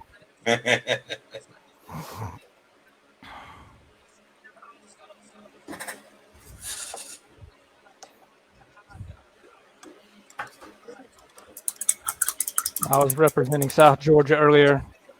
My hat was turned around the other way, but the way the headset was sitting on that when I was wearing it forwards was pushing right into the whatever you call the top of the hat there into my head. It was just becoming uncomfortable. That's why I turned it around. But yeah, Baker said Malifaux. But so yeah, this is what we've been talking about. What are you kind of itching to play or get back on the table? Maybe it's a game that we don't even own yet that's coming out, or is anybody? Yeah, actually, I can talk a little about that. Yeah, have you kickstarted anything recently, Sig? No, because I've been burned too many times. Yes. So by burned, I don't think it's like losing money. I think about it more like you're so excited and hyped to, get on that bandwagon, and you commit all this kind of money and resources to it, and you're still not going to see it for like a year. Right. By the time you get it, all your enthusiasm's kind of a little bit dead. It's bad. Yeah. Right. And that's not a great feeling. But my last big Kickstarter that I did was Hagglethorn Hollow. Oh yeah. It's actually done by the guys who work at Weta, and he designed like a lot of the stuff for like Labyrinth, the game, right? And basically he's a Jim Henson styled, workshop, and he works with Weta all the time. So he designed a lot of miniature terrain, because he's a big D&D kind of guy. And I backed everything. And of course the pandemic ruined it all because we were expecting it this summer. Yeah. But if you get a chance to look at their stuff online, it's gorgeous. And my whole thing is, whether we're playing war games or playing D&D, I love the immersion and the realism, because inside everybody's that little kid that wants to push around soldiers on a table, or that move little dolls around in a dollhouse, right? Yeah. So I think there's that aspect. So without the miniatures that we're painting, they're still just pieces on a table. But if you can put great terrain on a table, yeah, there you go. That's your tabletop immersion. What is it? Have I kickstarted anything? No, No, definitely that was the last big thing because I said I wasn't gonna mess with it for a while because there's Yeah, too much stuff. Um, I'd rather just not be waiting for it forever again. yeah. No, exactly. Yeah, I mean, I've done. Um, I did three, and pretty much they were back to back to back. And actually, as soon as I got one of them, I was already putting it out there. That actually right before I got it, I was actually already putting feelers out on some different pages that I was going to be selling it. But I backed Simon's Hate, um, and then I backed the Starship Arcadia, and I backed the Cthulhu Death May Die. I did not go. I did not buy the big 2.5 foot Cthulhu monster. Um, but yeah, and then Starship Arcadia, I went on and, like I said, I pretty much sold it right away. And I think I mean, I didn't try to gouge people or anything. Exactly what I paid for it, and then just plus the shipping. So One, speaking of kickstarts, one that I wanted to get on that I didn't have the ability to do. You just mentioned it was that Cthulhu one. yeah, yeah, yeah. Like I said, I've got it, and I've let Max. Max is in our gaming group. I let him borrow some miniatures. One time he was doing a Cthulhu RPG, so he came over, and okay, yeah, looking good, Sig. He he borrowed some miniatures. Cool. But yeah, with the Cthulhu, like I said, I'm sure most of our viewers know, but they may not. But one of the expansions or whatever you want to call it that you could get with it was the giant 2 foot, 2.5, however tall it was. It was huge. Cthulhu monster. And there's a video. I mean, there's a picture that you can look up. It's like right next to a baby sitting down, and things like bigger than this baby, just about. So it's kind of cool. But I mean, that thing's just massive. By the time I was able to get online and back it and try to kickstart it and everything, that particular miniature, it's not even really a miniature, but it was up to like $150 just by itself. So anyway, not going to justify buying a big old 150 foot, just one model. Oh man, then you have not ever spent anything on Forge World before. Yeah, I get that. But I mean, with this one, I mean, no taking it to the mall, for a game night. I mean, it would be pretty much one you'd almost just have to keep it trying to lug that thing around would be a pain in the butt. No arguments here. Baker said he was watching a video featuring historical themed sci-fi 28 mil as a fill-in for GW Imperial Guard.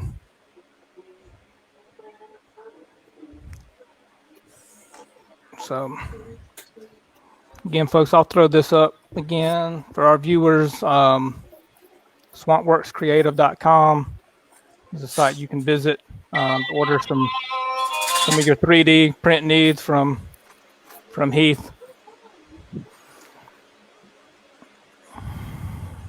And there's that.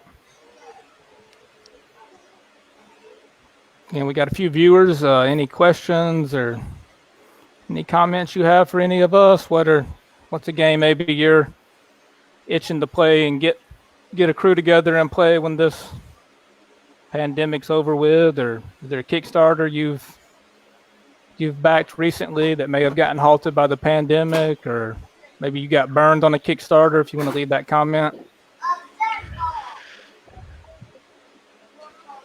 So I have a little funny story about Kickstarter, what I was being burned, and Kingdom Death Monster. Okay. Kickstarter was really new at the time. It was like maybe 5 months old, right? And mostly it was used to back community projects back then, before they had a Patreon system. And that was when I first saw the miniatures, and I was like, you know what? I can't believe I'm doing this. I'm gonna back, Kingdom Death monsters. Right. And I think the first pledge was like only $300. You have to understand, all their stuff is expensive. Yeah. But their Yeah. first time they had a pledge was only $300 for their base game. Okay, which is laughable because you can't find the game for sale except like on secondary market. So for 2 years, I never saw anything at all. I was like, well, I kissed my $300 goodbye for what I thought was a great idea, great sculpts. I don't know, whatever. And then one day, you get this email message saying, fill out your form and make sure it's up to date. And then 2 weeks, I got it, and it's massive, massive box, like really big, really heavy. Yeah. So that's kind of what I'm saying is, if you are very patient and you don't mind waiting, then Kickstarter is a great venue. A lot of companies have made it faster because they just sort of learn how to use it as a system. But in that case, yeah, I waited 2 years, and it's strange because now when you look for their product, it's very hard to find. So 300 is very laughable. That's what I'm trying to get at. Is it You're right. Yeah. fiscally responsible? No, of course not. But yeah, I think with that one, just from what I've seen online, and I mean, I've just seen the box at your house. I mean, I would say you probably definitely got, your money's worth, just out of the sheer amount of game you've got. I mean, you probably haven't had the actual gameplay time, but So one of my guys online, he is a great gaming resource. Told me that I found out that he collects Kingdom Death stuff as well. All right, and he said that that's a joke of a price. Like, if you were to back, and I'm not saying you should speculate on this, guys, but if you do, by all means, be that jerk that buys the Catechin Special Limited Edition and sell it on eBay.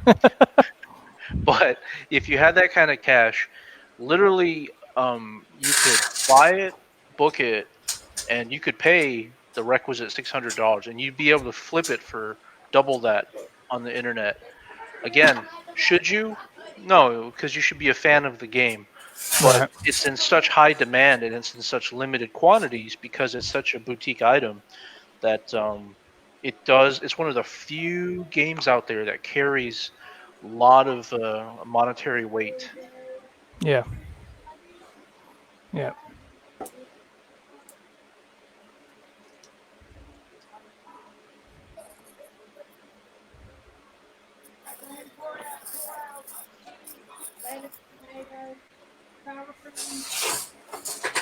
So how have you guys been spending your gaming time, in pandemic mode, out of curiosity? Because this is the first time we've ever done a paint jam online. Yeah. I mean, again, I try to. Unfortunately, I guess. I don't know if you want to say fortunately or unfortunately, but anyway, I have not been working as an educator. I mean, the schools kind of, they shut down during this time, so I've had, a ton of free time. I've done different things. I mean, I've been painting, try to paint a little bit every day. Don't always get to it, but try to paint every day. I also read. I try to read some every day. And then I was playing Breath of the Wild on the Nintendo Switch. And then again, recently I've started this kind of kicking it with Kickstand show, if that's what you want to call it, to kind of help pass time. And I've really enjoyed it, and appreciate the ones that are tuning in and watching. And so, but yeah, that's me. Anybody else or viewers, what have you been? Those that are watching, if you want to answer Sig's question, leave a comment. I haven't done any gaming. Don't you dare either. But what have you been doing in a hobby aspect? Printing. Painting and printing. You know, Hmm. a good 2 months of my time was printing the face shields when the pandemic started. Right. Yeah. So I did a Yeah. lot of that. And I appreciate you donating Sig, are those. y'all And needing more or So no. I guess I should clarify for those of you guys who don't know me well. I'm a general surgeon and I'm chief of staff at our local hospital. And we've seen this. We've been dealing directly with COVID-19, and so early on we were having supply issues like everywhere else. But we were doing pretty well in managing it. Not We weren't nearly as bad as say New York, but we did well in dodging that initial kind of short run of supplies. And so having independent manufacturers such as Heath was great, and just the crowdsourcing of technology to build this kind of stuff. Thankfully, we don't need any more. Our hospital system is pretty well sourced, and we've had an issue from state of Georgia in terms of the Department of Health for N95 masks, and that's worked out to our advantage. We've been okay, and as a count of that, we're doing more to take care of the patients in a greater capacity than what we did before. Um, so there's that aspect of it. And it's kind of like in line with everything else. We're trying to learn to live and work around COVID-19. Um, and so, we definitely have the supplies to now work with it. Now we're just looking forward to that next level of technology, which is when tests are faster and hopefully there's a way to directly treat it. right. Well, no, we certainly appreciate you, Sig, and I mean you're on the front line every day, and risking. I mean, you're basically risking your health for our health, so we appreciate it. No doubt. And I know you'll be humble in front of the computer, but Oh no, I'll boast about it now. Thank you very much. I want to recognize my greatness. No, I'm just kidding. However, one of the things is as busy as I stay and I am, and everyone else that's in the healthcare profession, I make it a point to paint and do a lot of hobbying. You'd be surprised how many of these things I crank out. right, And again, it's about finding a little bit of time here and there to work on your stuff. Um, and if you only have one board game that you want to get painted so it looks nice when you play it, if you do one figure a night, yeah, you'll be done in no time.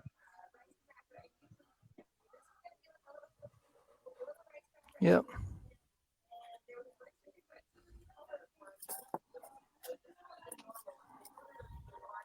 Well, folks, we're coming up on 2 hours, but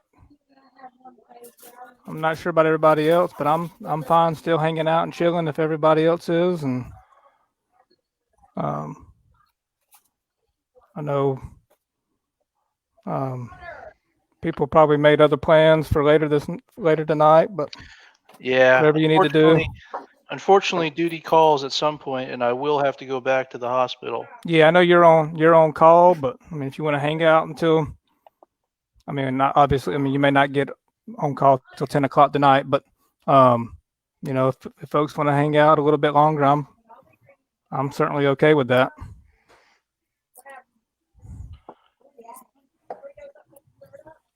Comments from the peanut gallery? Anything, Sig? I mean, sorry, not Sig. He already answered. Marbles, Heath. Yeah, I'm working on something to show off with an upcoming or with the question you recently asked. And just bear with me just a moment here. Oh, you're fine.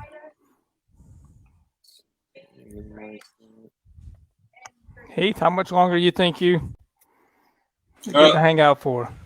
I realized you didn't hear a word I said because I muted it when my cat was going crazy. Okay. The phone rang earlier. That was our regional minister. Okay. So I need to go call her. Okay. So All right. Well, Heath, we appreciate you jumping in and hanging out with us. So I'll throw this up real quick again for folks. Heath owns and operates Swamp Works, so there's his page you can go to. But Heath, we appreciate you stopping in. I think somebody's wanting to say All hey. right, man. You want to say hey to everybody? Hey, boy. Here, we'll throw you up on the big screen. Look at you there. Hey, man, like that haircut. You were live in Facebook world. Or I meant on I didn't internet get world. my haircut. How's it going, Jonah? Yeah. I like a baby cat. He's more interested in the cats. All right.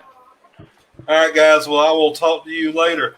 All right, man. We'll see you, bud. All right, man. All right. Bye. Bye. All right, so let me see if I can get this to work right. So you had asked earlier what people have been doing gaming-wise.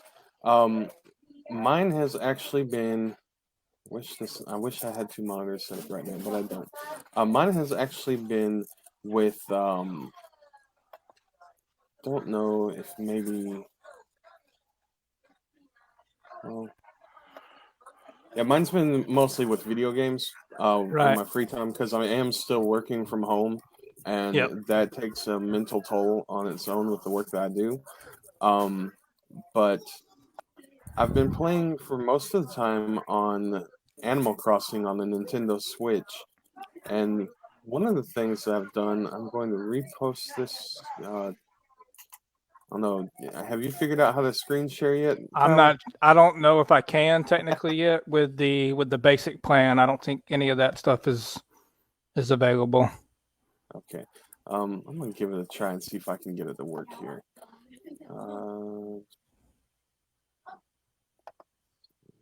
If we crash, it's Marble's fault. Yeah, it's not gonna let me try it, but I will peg it a different way then. Yeah, you can put it in the comments. But one thing I worked on the game, just as like a little idea, was being that one of the factions I play in Age of Sigmar is the Orc clan. I designed a little shirt and using the symbol that they like to use. Let me see if so this is the front of it. Yep. And then let me switch the picture. Of course, the GW tag on the back of it. Oh, nice. Yep. And that's probably been like one of my favorite things. I've also played some of the Final Fantasy VII remake since it's come out, which is quite different from the original. If anyone in here is a video gamer, and hasn't played it but has thought about picking it up. Let's see, what else have I put? I've never played a Final Fantasy game. They're you're wonderful. missing out. I recommend 9. 9 would be the one that I would recommend starting with, because that one's actually kind of got a pretty interesting story. It's got some wonderful graphics for a PlayStation 1 game. It's another game I picked up. Friend tried to get me into Ark, but that game's just not worth the time. Well, I know we talked about it, kind of going off on some video game stuff. I know we talked about it in chat the other night or whatever, but that we need to do that. We need to cover video games in a different topic. Yeah, definitely. Yes. Not to get off on a video game tangent right now, but yes, Splatoon 2 has been one that I've I don't know, really kind of, it's so simple it looks like, but it's just something about it just looks really, really intriguing and fun. So I guess it's kind of like paintball wars. No, I mean, you're good. So anyway. You're not wrong. You're not wrong on that either. I got Splatoon 2 for the kids when we got our Switch about a year or two ago. Yeah. But we had Splatoon on the Wii U, And just going off of the first one, it was so much fun just being able to run around with like a little paint roller and rolling over your enemies, or like you said, running around like a little paintball game. Right. It does work off of an ink system because you're like little squid people. Yeah. It's kind of funky, but it's a great game for playing with like for kids, adults. If you play Call of Duty and you want something not as gritty looking or realistic as, I mean, I'm not saying Call of Duty is realistic, but I mean, you're running around as humans shooting at each other with realistic guns in a virtual world. This Right. is more satisfying Yeah. on a friendlier level of gunplay. Right. If you could say guns have a friendly level. Yeah. No, I understand. Yeah. It's one I may pick up soon. The Last of Us 2 is one that I definitely want, but I think it. Oh yes, that comes out. Well, I next think. month? Well, I think it was supposed to come out at the end of this month, but it got delayed because of COVID-19, COVID. like everything else. So, but it's one that is definitely really since they officially announced it after all the rumors for a long time. Yeah. So yeah, but it's definitely has my interest. Yeah, when I heard that they were doing the second one, I put the first one on my wish list because I never finished the game on the PlayStation 3. Oh, So at Christmas time, my youngest kid, Hunter, she gifted it to me. okay. And I played it for like a week or 2 weeks straight, even went into a second playthrough like right off the bat after I finished it. Right. Just because the story was so intriguing and so wonderful. 2 is definitely on my must-buy, must-have game list Yep. for video games. Yep. So yeah, folks, viewing. If you're a video gamer, drop maybe your current favorite video game that you're playing, or a game you're looking forward to. I was talking to Jody Ratliff earlier. He had made a comment. I know he's really big into the 7 Days to Die. I believe that's the name of it. So he's been playing a lot of it lately. So I was asking him some questions about it. It was one that had caught my attention when it first came out. Never bought it, but it certainly looked interesting. So Sig, I know you're big on the Overwatch, right? Mm-hmm. I guess I'm our local resident tryhard. So yeah, I like competitive games, but I got really tired of the Call of Duty scene. It's still a great game, but after however many versions of it, you kind of really get tired of that style of FPS, Right. and especially because there's to tie things back to tabletop gaming. There's like this thing that goes on where a lot of people design similar aspects to games that you find on both computer, console, and tabletop games, right? Right. Um, like little features that actually you start getting irritated by, like DLC, add-ons, Yeah. subscriptions, that kind of stuff, instead of just getting one great game. So I got really tired of that, and then I also got tired of how FPS games work. You grind to level to open up guns and perks and aspects of the game to play better, but then everyone ends up going for the same builds, and then you prestige out just to do it again. So Right. what's the point, right? Yeah. I play Overwatch because it's actually more like a MOBA, multi-online battle arena um, game. So it requires a lot more teamwork, and I play with just some small group of friends.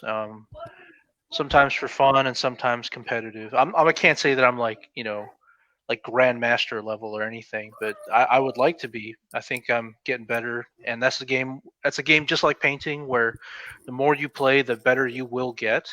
And then some days you just have your breakthroughs, and some days you just go for quick play, and that's it. Yeah. Yeah, I know that we've probably all seen the meme. At least us three have probably seen the meme. It was like back in my day, this was my DLC, and it was the GoldenEye Oh on the yeah, on the N64. So yeah, I mean, basically, you had to, complete the level to get to the next level.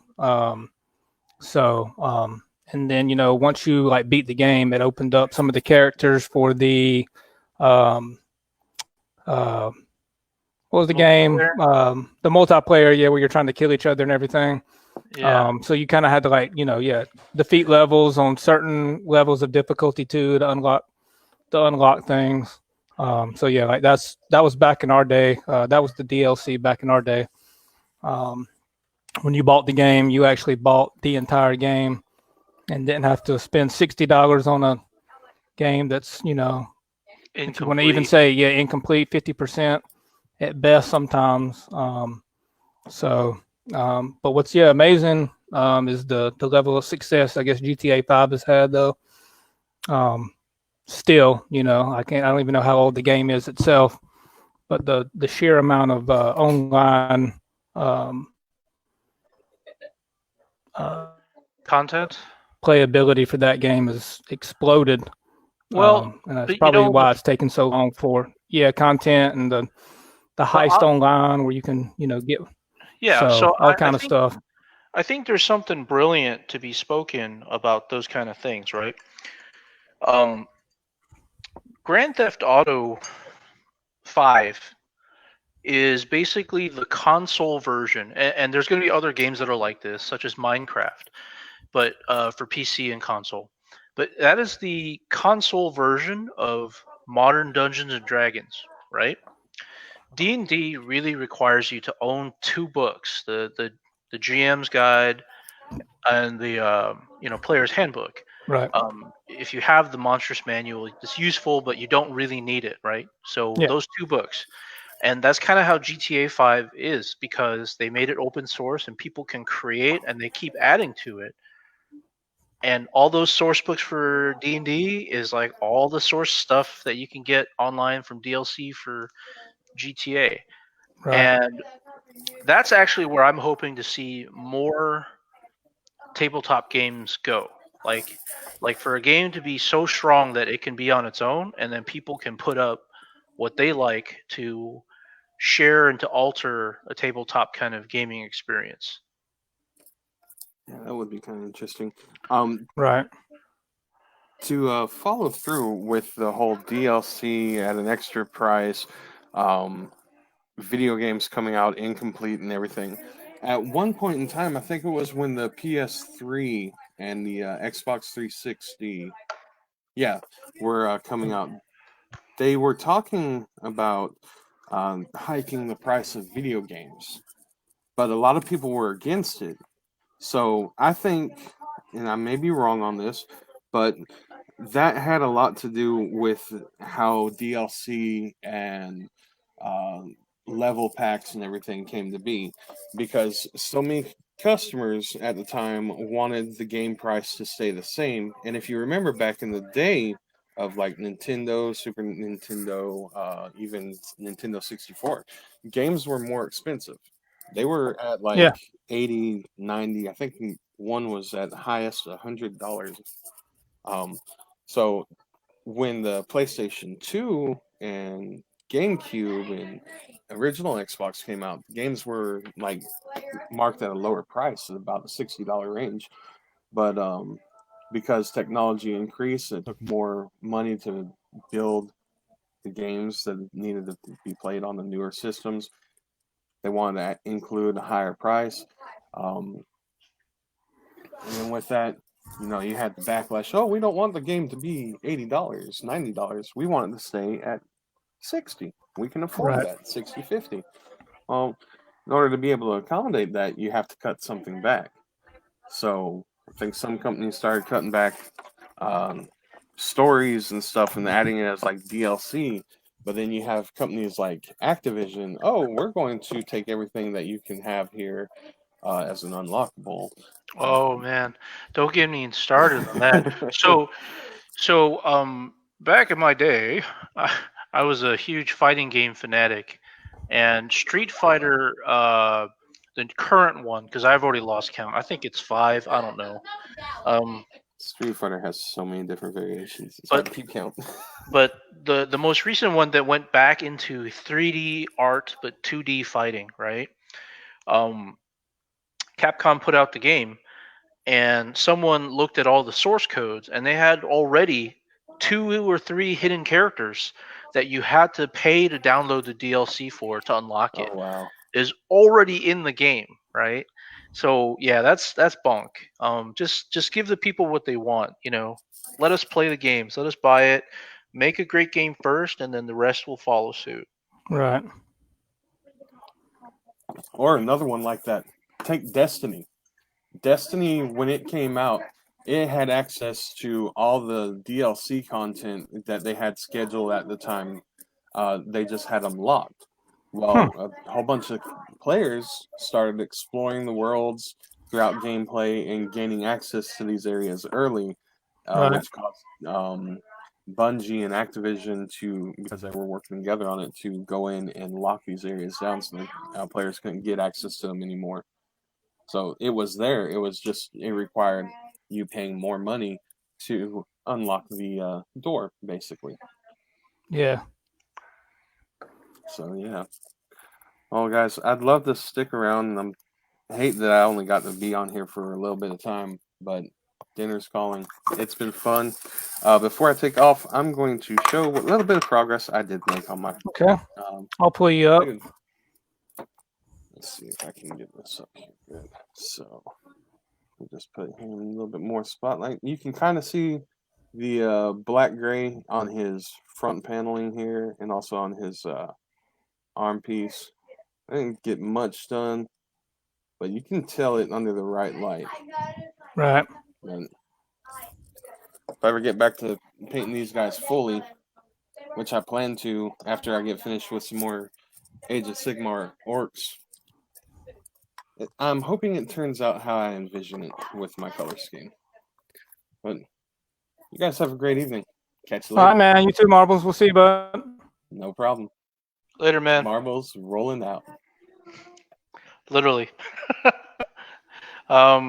Cool. Yeah, excellent. Well, I think that's a good sign. I'm gonna finish one thing before we. I show my progress too, and then we'll kind of sign off and let you also have some dinner. But yeah, I'm gonna finish the little part I'm on as well. So yeah, I think we're on to something. We should do the hobby hangout again, and for anyone who oh yeah, definitely wants to also work on something, talk some gaming stuff with us, hit up Kickstand and let them know that you'd like to join in. I think the only stipulation is that you also have to be working on some type of miniature or gaming or hobbying in this time, so that your brain is just as distracted as ours in answering questions. yeah, exactly. So what? Just to kind of give you an idea, there might be some people that have.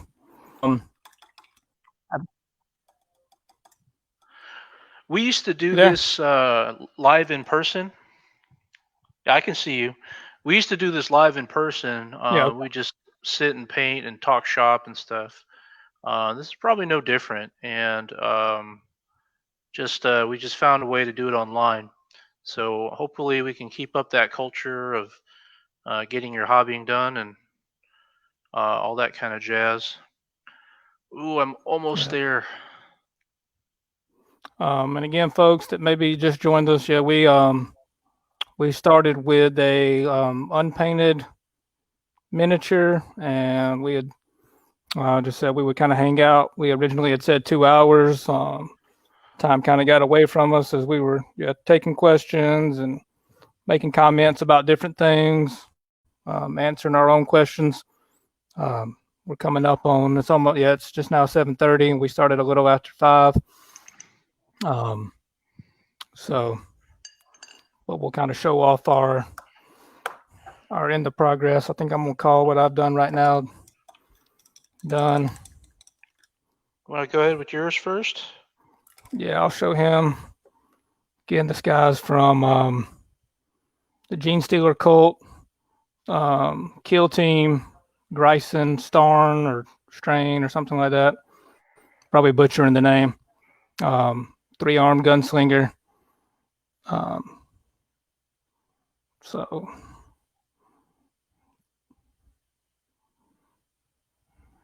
Very nice, very nice.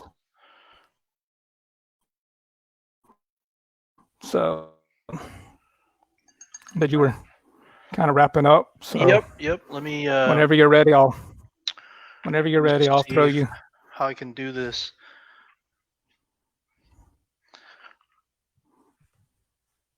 Oh, let me change that light again. Sorry. Let me remove this.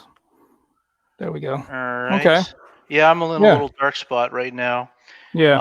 I will send a picture. There's definitely more details on it. Yeah. And the idea is that it was a little bit more than 2 hours, but this is a hero level figure for Age of Sigmar. Just as easily you can get your own done, so no excuses to not make some personal progress. You don't have to have all the tools to get this far. You just have to have the will to do it, and the love for the hobby. So cool. All right. Well, thanks for having me on, man. Oh, yeah, man. Yeah, I certainly enjoyed it. Again, thanks for everyone that tuned in and watched, made comments. Be sure to like and share. And then also this will be posted out to YouTube. So be sure to go and subscribe. Waycross Gaming Community YouTube channel, as well as the Tyler Peck has the YouTube channel as well.